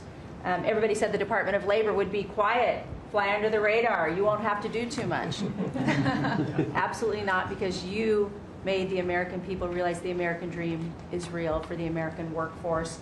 And it's been under your leadership, Mr. President, that over 2 million jobs that has been created since you started have been native-born workers. And that is the difference between this presidency, this administration, as opposed to the Biden administration, where mostly foreign-born or federal government jobs. And I think through the private sector, over 2 million jobs of native-born. And so the Labor Department has wasted no time in putting that into action with our Make America Skilled Again, either grant dollars, but the intentionality of the apprenticeship program, 1 million active apprentices across this country. We have done over 250,000 new apprentices so far in the first year and registered over 2,000 new apprenticeship programs. Why do we need the apprenticeship programs with the men and women in the trades? Because of the leadership of onshoring and reshoring, and have a lot of these companies reinvest in America. We have to build this country. We cannot do that without the tradesmen and women and the craftsmen of this country. And I think that, Howard and I, we talked about that from the beginning, and we're going to have to lean in on that because we need the labor force, 700,000 new skilled jobs with electricians, construction workers, machinists, and so forth. And as I traveled with the Vice President as well, we see that on the manufacturing floors of this country, they're in desperate need. The Department of Labor are going to get the workforce skilled again. Working with Secretary McMahon as we move a lot of the education out to our respective states, we are now working together, and we have deployed $86 million in investments, and a lot of that is in AI infrastructure jobs to have our new workforce proficient and literate in AI if we're going to continue to lead the AI race, and we're working on that. And the Department of Labor is now creating and will soon launch the AI infrastructure and workforce hub, which we will be able to track that metrics to see exactly if these dollars are going correctly. Integrating education and workforce with, obviously, Administrator Leffler and I are on the road a lot together because we're talking about Main Street as well as a lot of the manufacturing jobs and how we're being an ally to our businesses as opposed to an adversary. For far too long under the Biden administration, we were adversaries to our business owners, and we want to give them a leg up always and make sure that we're paying attention. And we want our workforce to be educated. We do not need the numbers that we have seen across this country where our 4th through 8th graders cannot do read, write, or do any math, and they are our future workforce. We have to depend on the American worker first. Also, lowering healthcare costs in line with the executive order. I'm working with Treasury and HHS, and rulemaking is underway to expand healthcare transparency and make pricing more affordable for our employers who offer these to their employees. Promoting retirement security. The department rescinded the Biden administration's guidance that restricted the use of crypto in the retirement investments, and we're seeing more and more of that, where we also rescinded the supplemental statement that discouraged the fiduciaries from considering the alternative assets for 401ks, and that will also come through the Department of Labor, that rulemaking. Ending abuse of cheap foreign labor at the expense of the American worker. We launched over 200 investigations into companies who will have abuse and or fraudulently against the American worker. So Project Firewall was released. Thank you, Mr. President. We want the trained workforce, but we will root out the fraud and abuse, and we'll protect the American worker first. And slashing the job-killing regulations. The department has rescinded discriminatory DEI practices. And I will tell you, reducing compliance costs for businesses, as it was for DEI, has saved American businesses nearly $1 billion this year by just getting rid of DEI for that compliance cost that they've had to do. So, Mr. President, continuing to skill the American worker, the American workforce is going to be my mission. We have to do it faster. We have to do it quicker. We have to build so that the American people can realize that American dream that you have laid out so eloquently. And it's an honor to serve under this administration and to talk to the American workers who believe in the American dream again, the pride on their face, the pride of the American worker, the skilled men and women who build with their hands. It's an honor. So thank you, and Merry Christmas. Very good job. Thank you very Thank you. much. Chris? Mr. President, I am honored and frankly inspired to sit at this table with this incredible team of leaders that work every day for one and only one constituency, the American people. Not this group or that group, the American people. The price of energy is very much on the mind of Americans. The biggest determinant of the price of energy is politicians, political leaders, and policies. That's what drives energy prices. Under your leadership, what we've seen in the United States is just a steady drop in the price of gasoline, a huge consumer cost for Americans. As you mentioned early on, well below $3 a gallon right now and trending downwards. There are a number of stations in the heartland of America with $1.99 signs flying today. That's simply impossible without the leadership and changes you've brought. Now, of course, you can go to California, where the average price of gasoline is between $4.50 and $5 a gallon today in California. That's just bad political leaders there and bad policies in California. And taxes. And taxes. Taxes they charge on gasoline are just insane. Terrible. And electricity prices is a very parallel story, but it's a bigger moving ship, so the changes are a little bit slower. But Americans are outraged at a roughly 30% rise in the average price of electricity across this country. But everything we are doing together is going to reverse that. Not just stop the rises, but start a downward trajectory in electricity prices. And I can say that with confidence, not because we think these policies will work. We know these policies will work, and I'll get to that in a second. We're going to stop closing power plants. We've already done that, of course. Stop closing the coal power plants and natural gas plants that were shut down. We've got over 30 gigawatts of generators just sitting there today, not allowed to run. Well, of course, we're fixing that immediately. We're going to bring on from our existing grid tens of gigawatts more capacity that'll drive down the cost of electricity. But if we look at the last 5 years to see what works and what doesn't work, the most Trump-aligned policies in the electricity sector were by, no surprise, one of your cabinet members, Secretary Burgum, for 8 years governor of North Dakota. Over the last 5 years, production and demand for electricity in North Dakota grew 35%. Think what data center boom's going to do. And what happened? Electricity prices went down. Didn't rise slowly. They actually went down those 5 years. That's the answer. Trump-aligned energy policies increased demand for electricity. Nebraska and Texas, more Trump-aligned states, had significant growth in demand for electricity.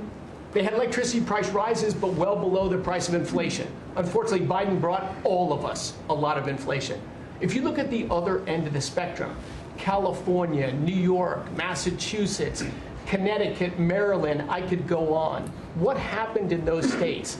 Policies and politicians that force the building of unreliable electricity generation, which requires new infrastructure and transmission lines. And what happened?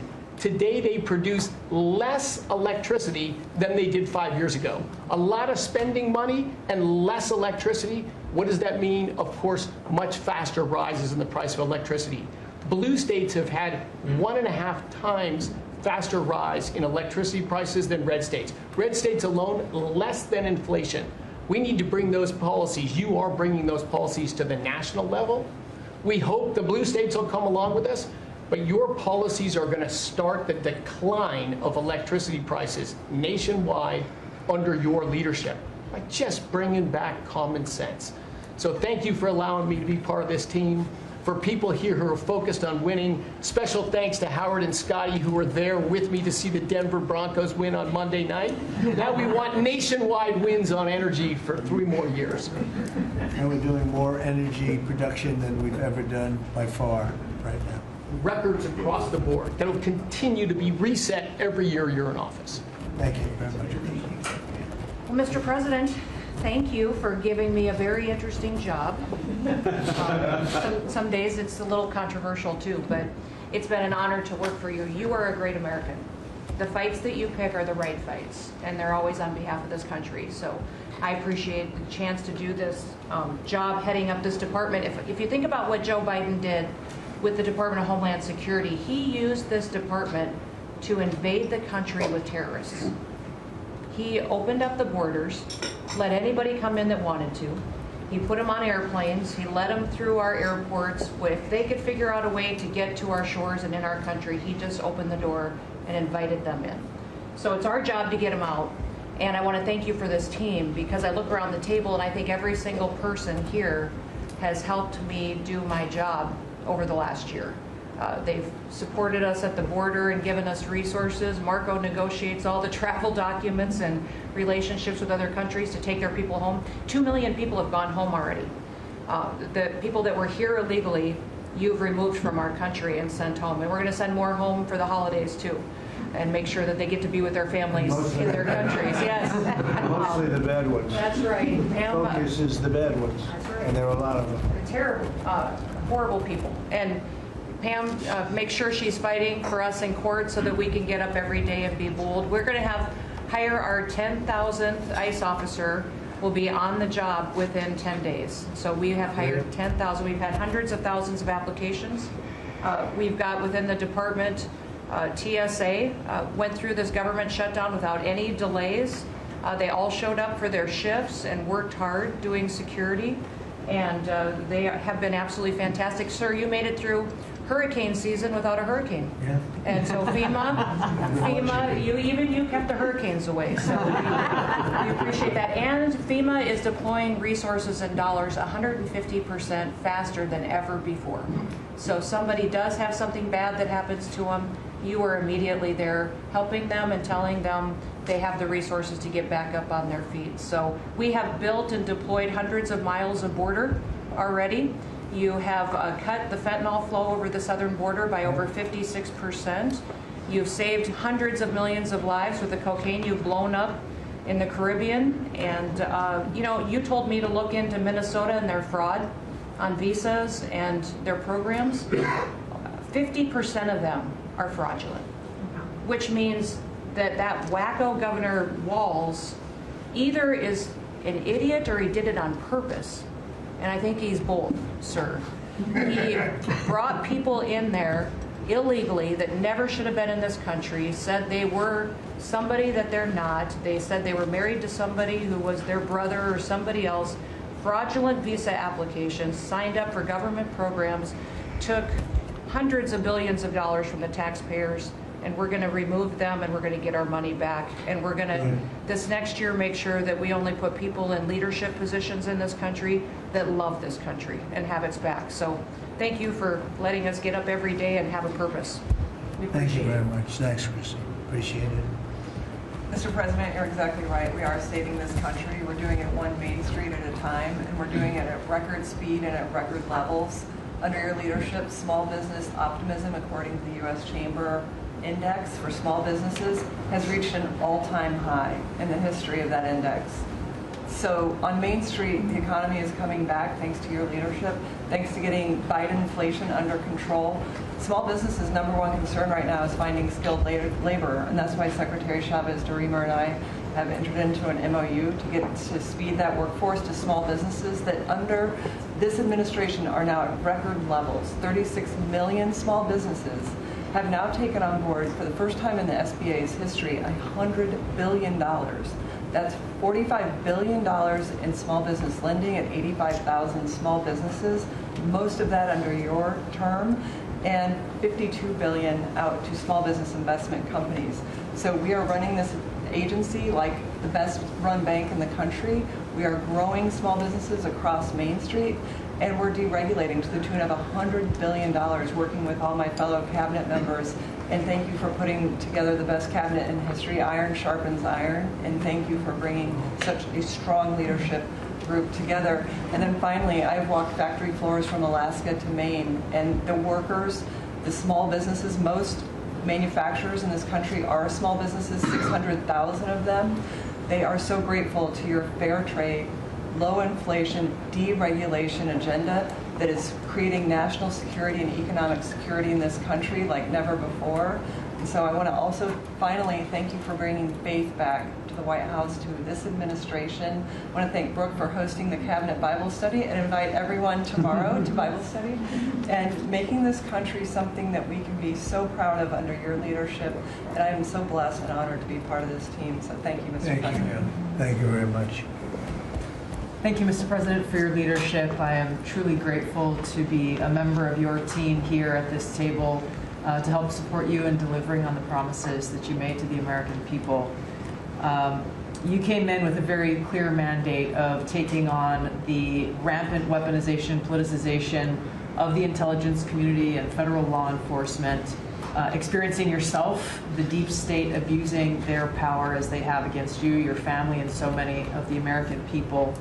Bring out accountability truly for those who have abused their power, making sure that the intelligence community is supporting your efforts in keeping the American people safe, secure, and free, and being the president of peace. I'm grateful to be in this position as your Director of National Intelligence to support you in these efforts, and I'll cover very briefly what we've done over the last year under your leadership and what we look forward to continuing to focus on next year. First of all, under your leadership, again, we've taken on a historic effort for transparency, declassification, and exposing these abuses of power by these deep state actors. We've declassified over 500,000 documents, many of which had never been seen before by the American people, put them online to bring about this level of transparency. We formed a weaponization working group, again, to be able to go after a lot of these abuses of power that have never seen the light of day, to support the accountability that under Pam Bondi's leadership in the Department of Justice is coming about. Secondly, bringing about reforms to the intelligence community to make sure that we have the most effective and efficient and focused workforce that's really working on bringing about the priorities you have laid out in ensuring our country's security. And lastly, Mr. President, working with many of our partners here around the table is going after these domestic threats. We have threats coming from both Islamist ideology as well as Islamist terrorists, foreign terrorist organizations, and those who seek to do harm to the American people, many of whom were let in across our borders under the previous administration.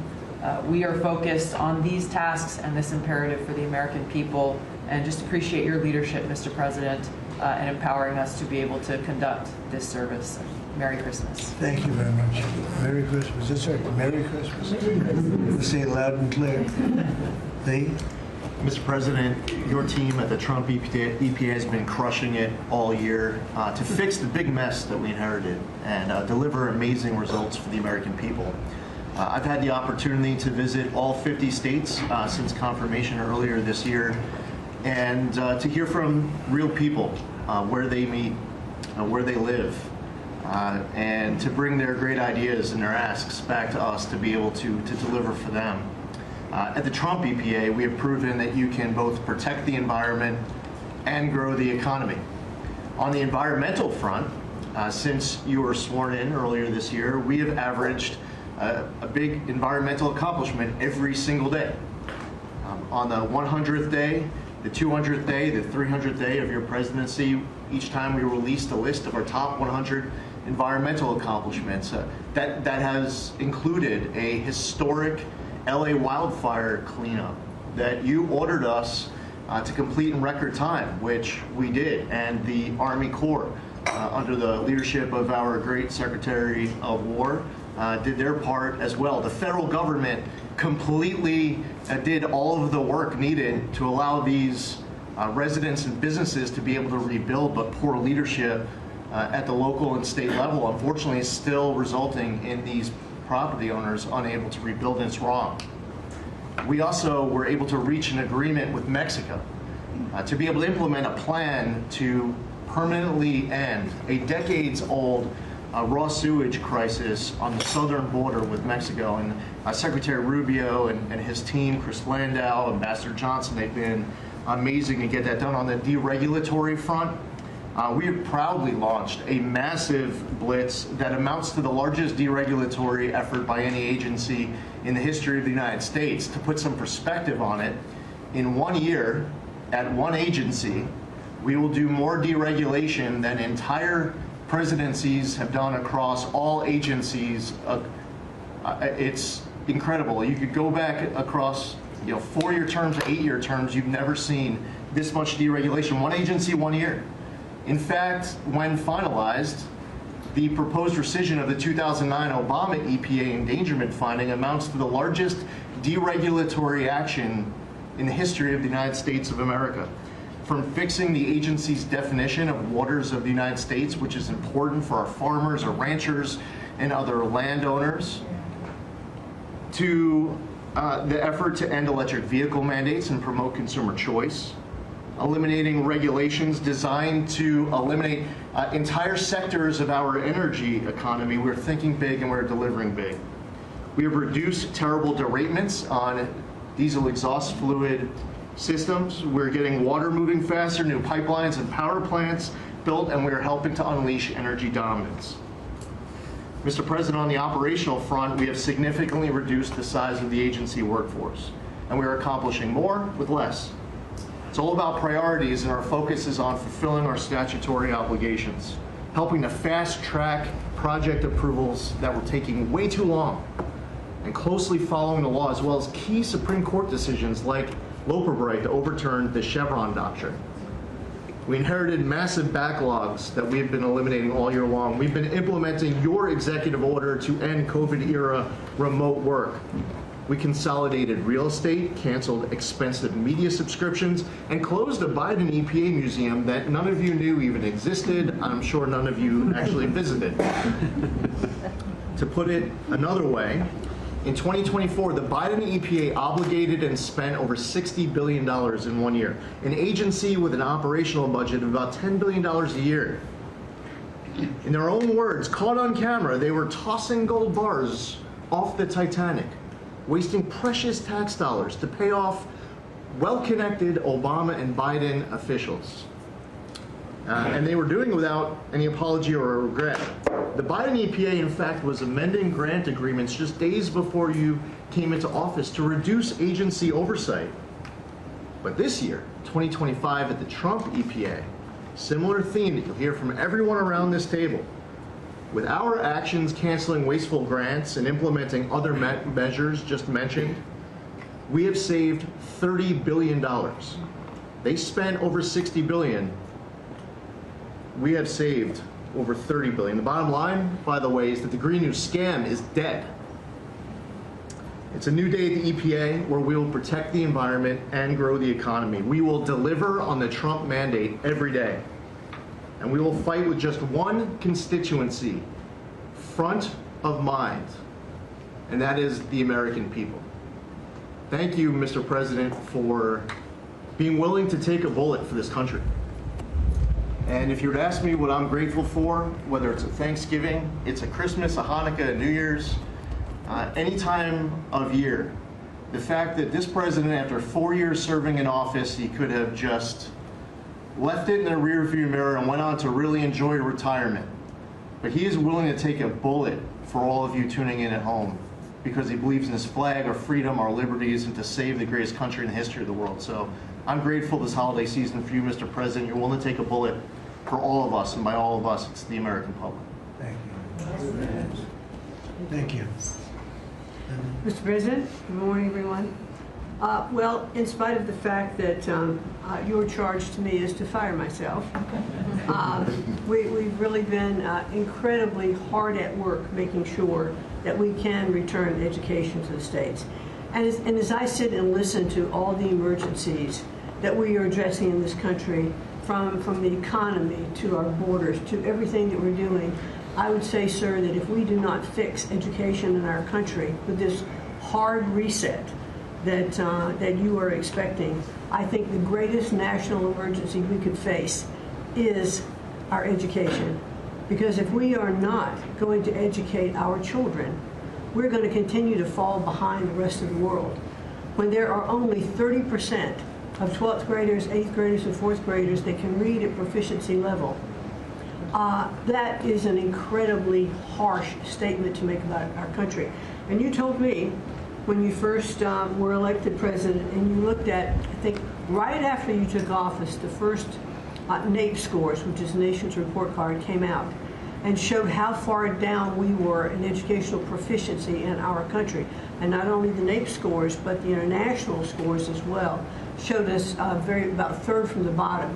You told me you were not only embarrassed, but you were angry about this, and that we had to do something to change this in our country. And we took a hard look at it, and you absolutely said the bureaucracy of education in Washington is keeping its thumb on preventing growth what we should have, because it's best handled at the state level. Letting states put their programs in place, and some states are going to do it a lot better than others. But it's not going to happen from Washington, D.C. And when I hear things like, well, with no disrespect to any other country in the world that have really great programs, Germany, Sweden, Norway, we hear about this all the time. Point of fact is, they're this big.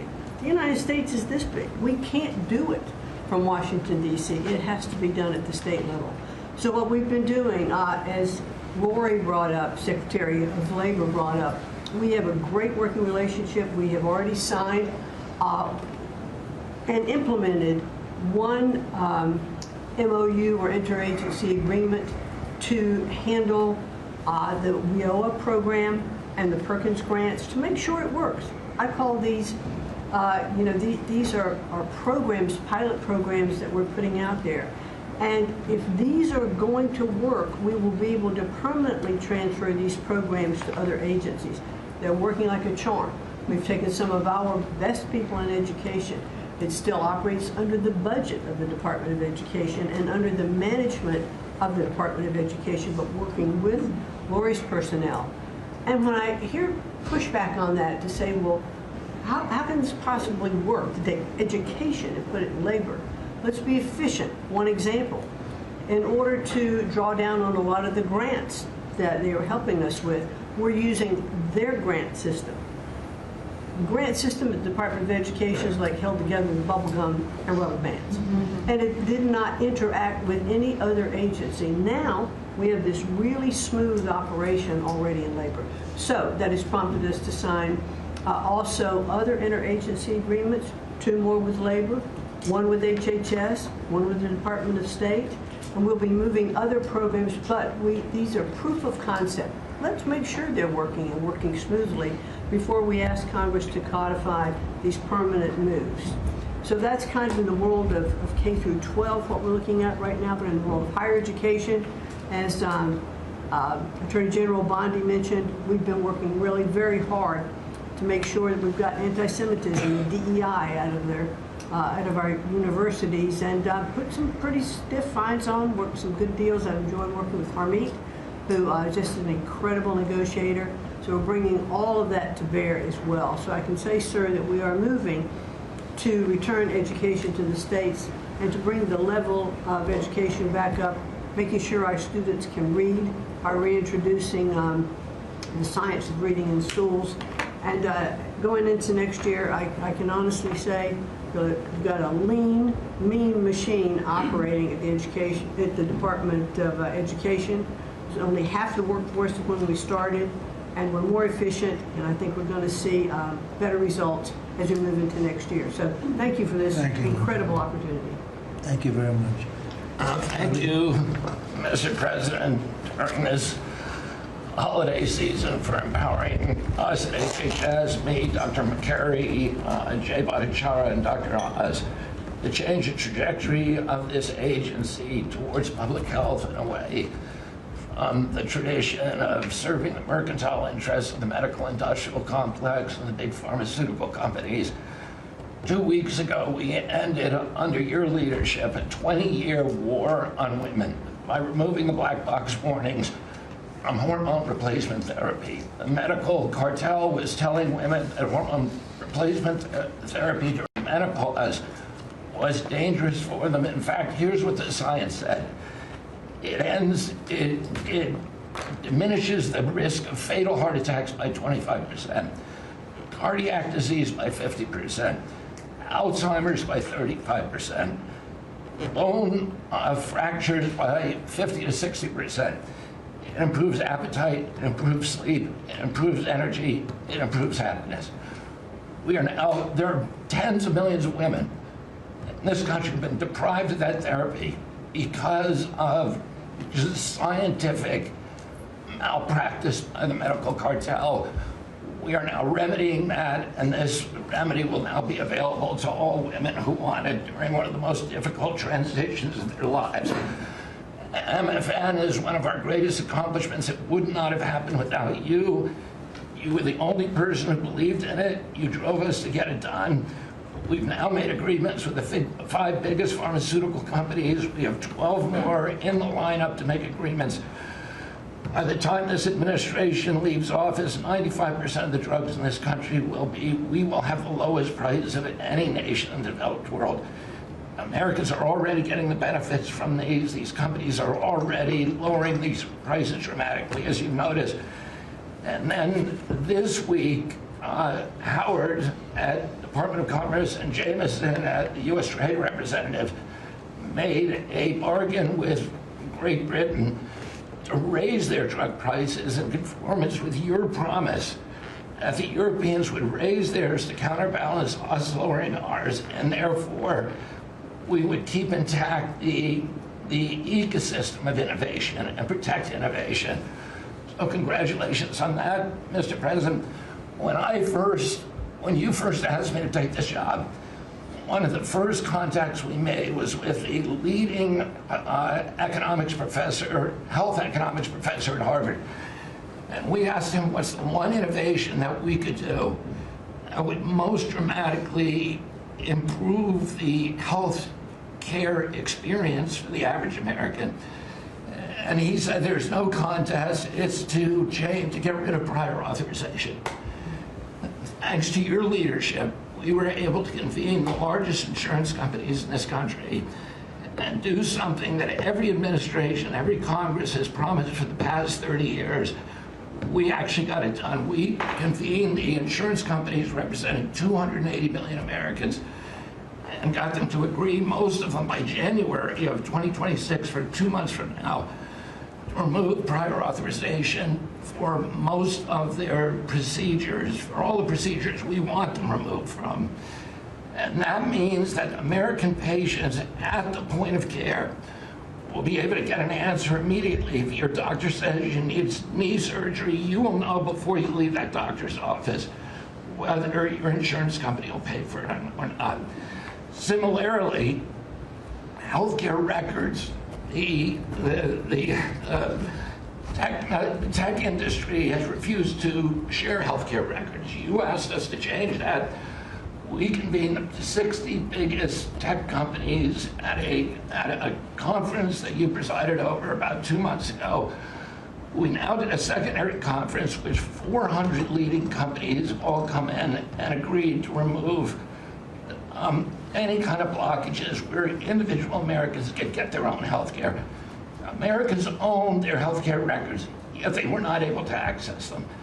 And if you lived in New Jersey and you moved to Oregon and you got injured, you went to a hospital, you would have to spend maybe 45 minutes filling out forms on a clipboard because your doctors there could not get your healthcare records. They couldn't get your blood type, your allergies, all the things that they ought to know immediately so they can save your life. Now that has all changed, and all these companies now have agreed to remove all the blocks on sharing healthcare records. Every American will have their healthcare records available on their cell phones, and it's already happening. In the last 6 months, there have been over 100 times the number of healthcare records shared by hospitals and during the entire previous administration. On deregulation, HHS proudly is now leading the pack, and thank you for your help on that, Russ. But today we announced the revocation of the nursing home rule, which was overburdening rural areas across this country, Indian reservations, with regulations that were going to destroy the nursing home industry in those communities. And that is going to be a $25 billion savings. Those are some of the things that we're doing because of your leadership. President Trump, thank you so much, and Merry Christmas to you. Thank you, Bobby, very much. Great job. Well, Mr. President, you've assembled an incredibly talented group here. If you took a look at this group compared to any Fortune 500 leadership team, any group of startup folks, I mean, this is an amazing group and the breadth of what's being accomplished. And the timing couldn't be better because with your leadership and vision, you've set us up for this age of abundance as we head into next year, the 250th anniversary of this country. And what are we heading into that year? As we've talked around the table, you've heard about massively lower taxes, massively lower regulation, abundant energy, record capital investment coming in, job growth. I mean, we are set up to really have something to celebrate next year. And I just again want to say thank you to everybody around the table. You gave us one big assignment in Interior. Of course, Interior, the largest balance sheet in the world. In the Department of Interior, if it was a standalone company, 500 million acres of surface, 700 million acres of subsurface, over 3 billion of offshore from Guam to the Virgin Islands. And you said, we got to take care of that balance sheet. We got to develop those resources. And what have we done across that? Producing record amounts of oil, record amounts of gas.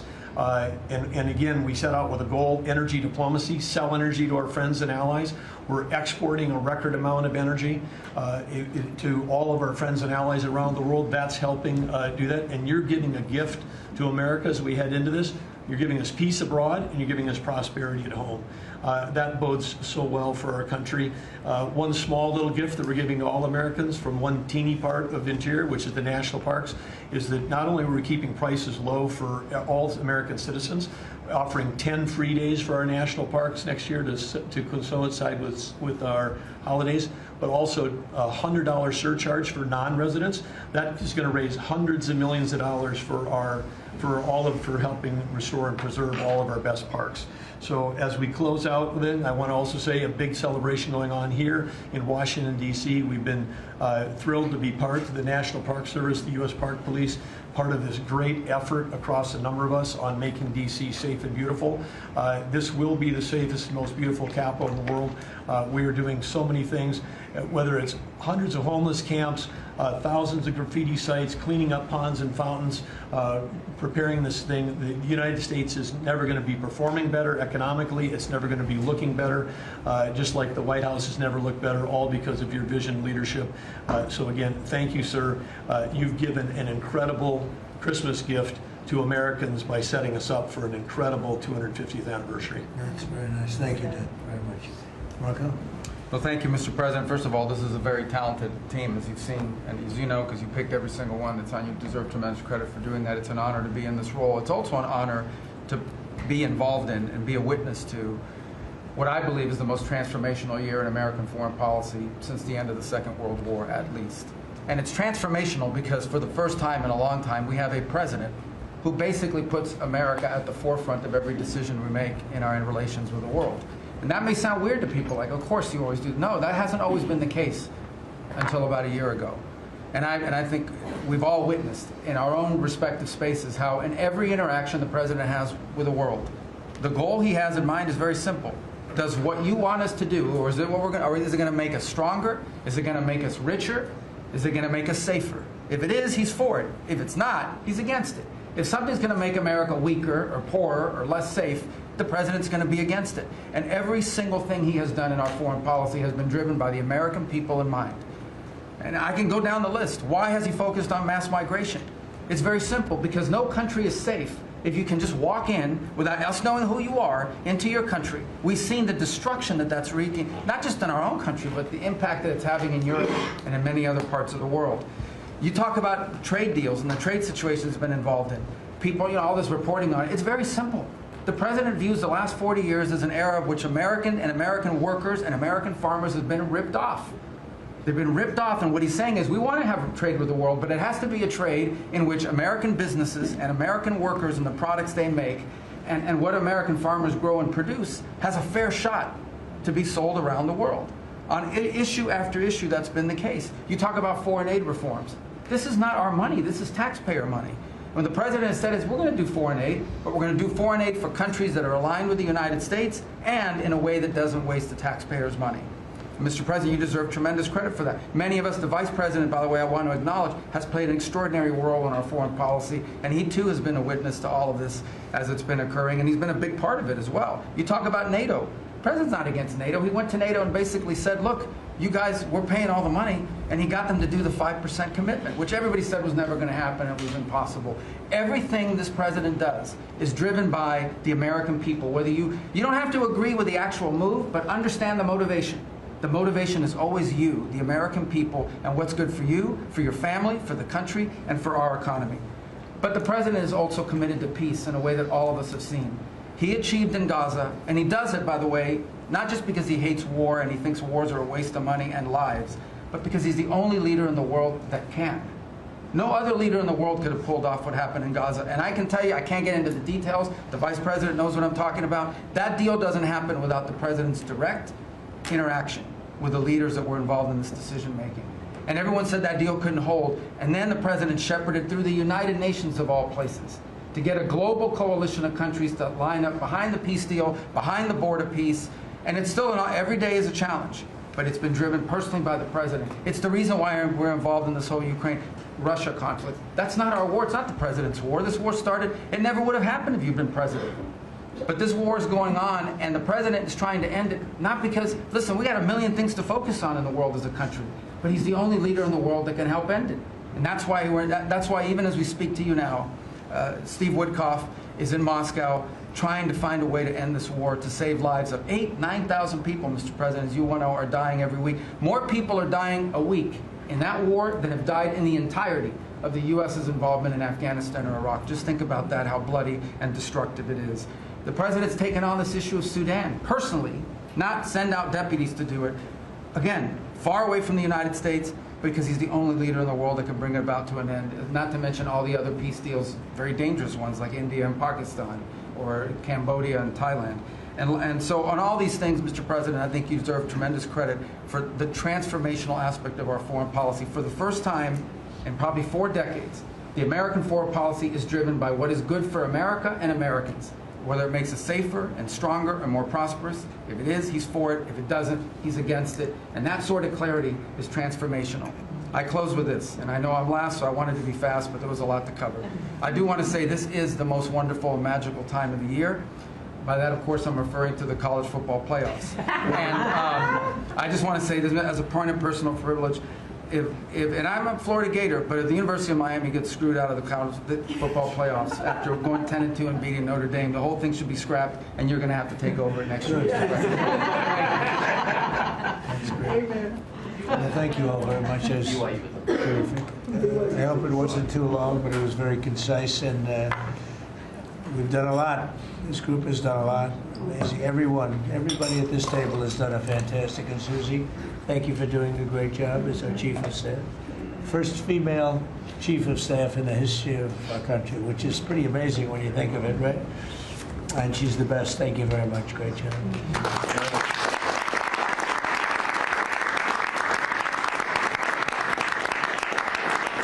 So after that, do you want to ask any questions?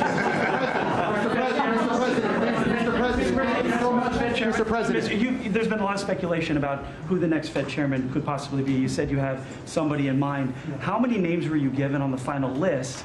And does that person currently work on the board of Federal Reserve? Well, I'd say that we probably looked at 10. And Scott interviewed some people that I didn't know, but he knew. And a lot of people were involved in the process, actually, and Howard was involved. But I think we probably looked at 10, and we have it down to 1. Can you answer who that is? I want to ask you about Elon Musk, if I could. You talked about Elon Musk. You had him in dinner here in the White House. Is he now back in your circle of friends? Well, I really don't know. I mean, I like Elon a lot. He was he really helped during the election with his endorsement. He felt strongly. Look, we had one problem. You know, I didn't want to have everybody have to have an electric car, and he makes electric cars. And yeah, I think we get along well. No, on affordability. Mr. President, thank you. Yeah, one more. Yeah, when you talk about affordability, is going forward, are the American people, do you believe, getting impatient with the reforms that you're making? They've talked about I think they're getting fake news from guys like you. Look, affordability is a hoax that was started by Democrats who caused the problem of pricing, and they didn't end it.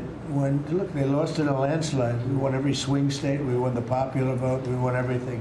You take a look at districts. It was 2,750 to 525. Because that was an affordability problem. We brought it down. Look at energy. Look at the gasoline price. It's like the simplest, and it's the biggest. Because if energy comes down, everything comes down. That's the way it works. We're going to be at 250. You said 199 in some places in the country, right? You said it. I didn't say it. And they won't check you. They'll check me. So I'd like to use your number. 199 a gallon. Unthinkable if you go back a year and a half ago. It's unthinkable. So now we're bringing the prices down, way down. Beef is coming down now. We've done certain magic and beef is coming down. But we inherited horrible prices. We inherited really the worst inflation in history. We inherited that. When I came in, that's what he had. And we fixed inflation. And we fixed almost everything, if you want to know the truth, including 8 wars. We got 1 to go, but including 8 wars. But when they always say, I watched today where they have a race going on right now in Tennessee, and this woman goes, affordability, affordability. They're the ones that caused the problem. The prices were way high. We're bringing the prices down. But they're like scam artists. They're I call them con men and women. They come out, they say affordability, like, oh, I see price. We're going to get prices down still further. But we brought them down from the prices they cost. The reason that they had the highest inflation in the history of our country is because they had the highest prices. But we brought them down, and now we have normal inflation. Yeah, please. Mr. President, thank you so much for taking questions with your assembled cabinet. I wanted to clarify something that you had said on Sunday regarding the boat strikes near Venezuela. You had said that you didn't know if the second strike on that one boat had happened, but you wouldn't have wanted it. Now that your administration has acknowledged that it happened, do you support that second strike? And Mr. Secretary, I wanted to clarify something you had said in an interview back in September, I believe on Fox News. You said that you would watch that strike live on television. In real time, did you know that there were survivors after the initial strike? Well, look, all I know is this. Every boat that you see get blown up, we save 25,000 on average lives, 25,000 lives. They've been sending enough of this horrible fentanyl and other things like cocaine and other things, but fentanyl right now is the leader of the pack, to kill our entire nation. Because a little speck on the head of a pin can kill somebody. It's very dangerous stuff. I know so many people where their sons were drug addicts. They had one little sample, and they died. They died. They couldn't believe it. As far as the attack is concerned, I still haven't gotten a lot of information because I rely on Pete. But to me, it was an attack. It wasn't one strike, two strikes, three strikes. Somebody asked me a question about the second strike. I didn't know about the second strike. I didn't know anything about people. I wasn't involved in it. I knew they took out a boat. But I would say this, they had a strike. I hear the gentleman that was in charge of that is extraordinary. He's an extraordinary person. I'll let Pete speak about him. But Pete was satisfied. Pete didn't know about second attack having to do with two people. I guess Pete would have to speak to it. I can say this, I want those boats taken out. And if we have to, we'll attack on land also, just like we attack on sea. And there's very little coming in by sea. I think we've knocked out over 90% of it. There's very little, and I understand that. There's very little. We're saving hundreds of thousands of lives with those pinpoint attacks. It's an amazing thing when you see a boat going along, and a lot of the press would like to say they're not. You see the boat. They're not maybe drugs. You see these boats. First of all, who has 5 engines on the back of a boat going in weird directions and loaded up with lots of white containers? They're bags of things. No, they've done an amazing job, and Pete has done an amazing job. Pete, you could probably better answer the question. No, you're spot on, sir. I think you got to start with the baseline, which Marco laid out, everybody's laid out. We've got 20 million people invading our country over 4 years. We don't know where they're coming from. That includes Tren de Aragua and cartels and violent criminals. They bring drugs, and you mentioned it, Mr. President, poisoning, an intentional poisoning of the American people, killing hundreds of thousands of Americans. So the president had the courage to designate these cartels as designated terrorist organizations. Now, a number of us here served in the military and spent 20 years fighting terrorists like Al-Qaeda and ISIS on the other side of the world. How do you treat Al-Qaeda and ISIS? Do you arrest them and treat them, pat them on the head and say, don't do that again? Or do you end the problem directly by taking a lethal, kinetic approach? And that's the way President Trump has authorized the War Department to look at these cartels. And I wish everybody could be in the room watching our professionals like Mitch Bradley, Admiral Mitch Bradley, and others at JSOC and SOCOM and other commanders. The deliberative process, the detail, the rigorous, the intel, the legal, the evidence-based way that we're able to, with sources and methods that we can't reveal here, that make sure that every one of those drug boats is tied to a designated terrorist organization. We know who's on it, what they're doing, what they're carrying. All these white bales are not Christmas gifts from Santa. This is drugs running on 4-motor fast boats or submarines that we've also struck. No one's fishing on a submarine. And I have empowered them to make that call. Now, the first couple of strikes, as you would, as any leader would want, you want to own that responsibility. So I said, I'm going to be the one to make the call after getting all the information and make sure it's the right strike. That was September 2nd. There's a lot of intelligence that goes into that, building that case and understanding that, a lot of people providing information. I watched that first strike live. As you can imagine, at the Department of War, we got a lot of things to do. So I didn't stick around for the hour and 2 hours, whatever, where all the sensitive site exploitation digitally occurs. So I moved on to my next meeting. A couple of hours later, I learned that that commander had made which he had the complete authority to do, and by the way, Admiral Bradley made the correct decision to ultimately sink the boat and eliminate the threat. He sunk the boat, and eliminated the threat. And it was the right call. We have his back. And the American people are safer because narco-terrorists know you can't bring drugs through the water and eventually on land if necessary to the American people. We will eliminate that threat, and we're proud to do it. So you didn't see any survivors, to be clear, after that first strike? You personally? I did not personally see survivors, but I stand, because the thing was on fire. It was exploded and fire and smoke. You can't see anything. You got digital. This is called the fog of war. This is what you in the press don't understand.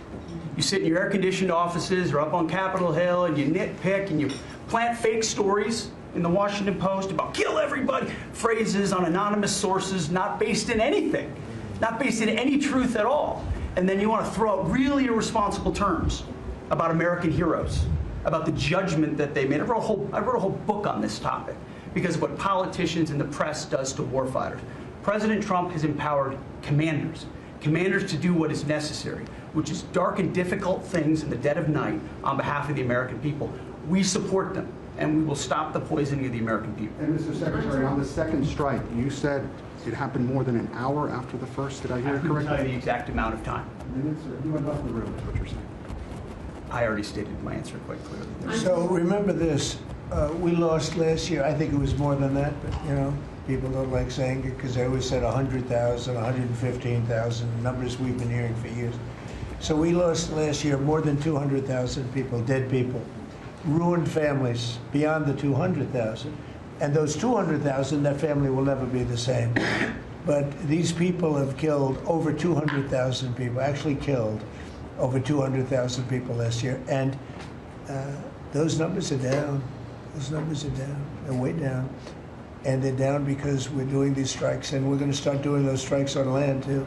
You know, the land is much easier. It's much easier. And we know the routes they take. We know everything about them. We know where they live. We know where the bad ones live. And we're going to start that very soon, too. Mr. President, thank you so much, Mr. President. You know what, when we start that, we're going to drive those numbers down so low. And then you're going to have families be able to live without the fear of their son or daughter just having a pill to have a little fun and ending up dying within a period of 60 seconds, right? No, we're not going to let that happen. We're not going to let it continue to happen. What Biden did to this country by allowing all these people, and I call them animals in many cases, I think they're animals, to come into our country and destroy our country and let all those drugs pour in. Let people just walk across the border like it was nothing. You look at them, a lot of them, you know, you say, oh, let's not discriminate. I'm not talking about color. I'm just talking about you look into the eyes of some of these people. We're smart. And you see a killer. Come on in. Just come on in. 11,888 murderers. Many of them committed more than one murder. He allowed them into our country, totally unvetted, totally unchecked. But he also allowed drugs to come in at record numbers, and hundreds of thousands of people a year died. And we're taking those son of a bitches out. Yeah. Thank you so much, Mr. President, for taking our questions. I think this is the most transparent administration I ever seen. I'm impressed by these people. I'll tell you, how strong are you? You've been holding it for 2 hours. You know, there are very few physically. There are very few people could do. I'm very proud of you. Whoever the hell you are, I have no idea who you are, but you're strong. Thank you, Mr. President. Mr. President, last week, militia groups in Iraq attacked the Christian region's gas field, the largest gas field, which even the U.S. companies invested in the energy sector in the Christian region. And the Christian Prime Minister requested the United States to provide them some sorts of means and defense system to defending their civilian infrastructure and U.S. investment in the Christian region. Are you willing to providing them this support? And if I had this question, tomorrow the United States is going to open and integrate one of the... Can you speak louder? Yeah, of course. Is that possible? You're the most gentle, beautiful voice, but you're a very gentle person. Go ahead. Just take fewer words and louder. Yeah, sure. I'll repeat my first question. Last week, the Iraqi militia groups attacked one of the largest gas fields in the Kurdistan region of Iraq, which even the U.S. companies have invested in these gas fields. Yeah. And then, are you from Iraq? I'm from Kurdistan, Iraqi Kurdistan. Okay. Yeah. Working for Huda Media Network. And the Kurdistan region Prime Minister, he requested the United States to providing them some sort of defense system to defending these gas fields and U.S. investment in the Kurdistan region. Are you willing to helping them? Well, we're going to look at it. I heard about it, and I'm hearing about it more now, frankly. It wasn't at the top of my list.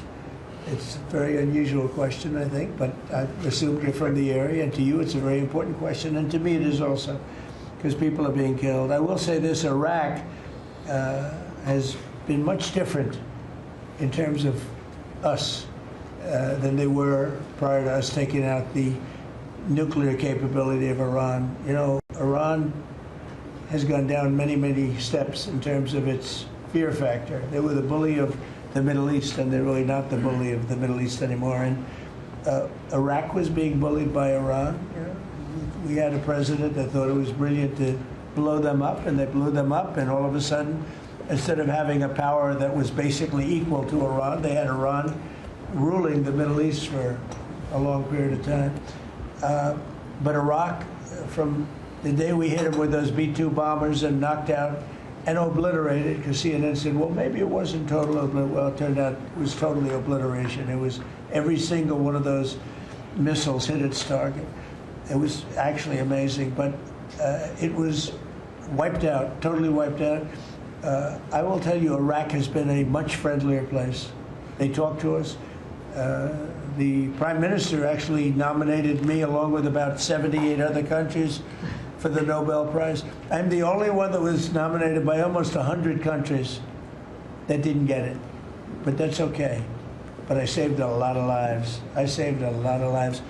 But Iraq nominated us for the Nobel Prize, and that was a great honor. You know, we didn't expect that from Iraq. Iraq has been a much different place since the taking out of Iran the nuclear capability. Yeah, let's get to another question. Here we go. This guy's a beauty. Go ahead. Secretary Rubio mentioned your meetings ongoing in Russia today. Do you have any update from Mr. Witkoff and Mr. Kushner? No update, because I've been spending too much time with you. I mean, we're spending a lot of time in here. We wanted to do this you talk about being open and transparent. This has to be the most transparent administration in history. We spent a lot of time answering your questions and giving you a lot of good, good results. I mean, I think everybody here gave you good results. But no, I don't. I will have after I leave here. But do you hope for a breakthrough, or is it not? I don't know. Look, I don't know. All I can tell you is that we're trying very hard to save 25 to 30,000 people, mostly men, mostly soldiers, every month. 25,000 to 30,000 soldiers. It's impossible. That's half a stadium. Take a big football stadium. Take half of those people in a stadium, and they're wiped out. They're killed every month. It's crazy. That war is crazy. It would have never happened with me, and it didn't happen for 4 years. And you just mentioned potential land strikes. Can you elaborate anything on that? I'll elaborate. If they come in through a certain country or any country, or if we think they're building mills for whether it's fentanyl or cocaine. I hear Colombia, the country of Colombia, is making cocaine. They have cocaine manufacturing plants, okay? And then they sell us their cocaine. We appreciate that very much. But yeah, anybody that's doing that and selling it into our country is subject to attack. So not necessarily just Venezuela? No, not just Venezuela, no. Venezuela's been very bad. Venezuela's been really bad in something else, probably worse than most, but a lot of other people do it too. They would send murderers into our country. They would empty their jails into our country. They sent people into our country that we don't want. They sent their drug dealers and their drug people into our country. They sent people from their mental institutions into our country, and we're getting them out. That was bad. That was real bad. And they also sent drugs. Yeah. On Tim Walz, Mr. President, do you think he should resign over the fraud scandal in his state? And who should? Tim Walz, over the fraud scandal in his state. Look, I think the man's a grossly incompetent man. I thought that from the day I watched J.D. destroy him in the debate. I was saying, who was more incompetent, that man or my man? I had a man and he had a man. They were both incompetent, and I had a man and a woman. I thought she was very incompetent too, but now she's leading the field, and I think she's leading the field in this, for the nomination. Anyway, look, that's up to them. That's up to the Democrats. You know, the problem with them is they have really bad policy. And I'm not going to say what it is because I don't want him to change it necessarily. Because I want to run against it. Whether it's not going to be me, it's going to be somebody that's going to probably sitting at this table. Could be a couple of people sitting at this table. Could be a couple of people running together sitting at this table, you know. But I want them to win because we've done a great job for this country, and I want that to be carried forward. And you know, I think we have a tremendous bench, really a tremendous bench. But no, I think that Waltz is a grossly incompetent man. There's something wrong with him. Okay, there's something wrong with him. And when you look at what he's done with Somalia, which is barely a country, you know, they have no anything. They just run around killing each other. There's no structure. And when I see somebody like Ilhan Omar, who I don't know at all, but I always watch her for years. I've watched her complain about our Constitution, how she's being treated badly. Our Constitution, the United States of America, is a bad place. Hates everybody, hates Jewish people, hates everybody. And I think she's an incompetent person. She's a real terrible person. But when I watch what is happening in Minnesota, the land of 1,000 lakes, or however many lakes they have, they got a lot of lakes. But this beautiful place, and I see these people ripping it off. And now I'm understanding, and you're going to look at that, Scott. I hear they ripped off Somalians, ripped off that state for billions of dollars, billions, every year, billions of dollars, and they contribute nothing. The welfare is like 88%. They contribute nothing. I don't want them in our country, I'll be honest with you, okay? Somebody would say, oh, that's not politically correct. I don't care. I don't want them in our country. Their country is no good for a reason. Their country stinks, and we don't want them in our country. I could say that about other countries, too. I can say it about other countries, too. We don't want them to hell. We have to rebuild our country. You know, our country's at a tipping point. We could go bad. We're at a tipping point. I don't know if people mind me saying that, but I'm saying it. We could go one way or the other, and we're going to go the wrong way if we keep taking in garbage into our country. Ilhan Omar is garbage. She's garbage. Her friends are garbage. These aren't people that work. These aren't people that say, let's go, come on, let's make this place great. These are people that do nothing but complain. They complain. And from where they came from, they got nothing. You know, they came from paradise, and they said, this isn't paradise. But when they come from hell, and they complain, and do nothing but bitch, we don't want them in our country. Let them go back to where they came from and fix it. Thank you very much, everybody.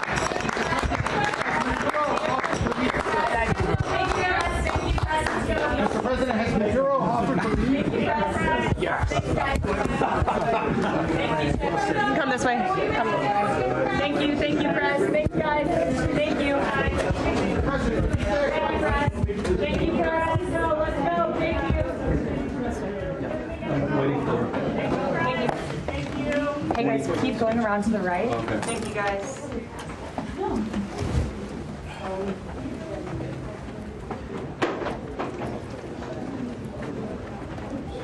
you.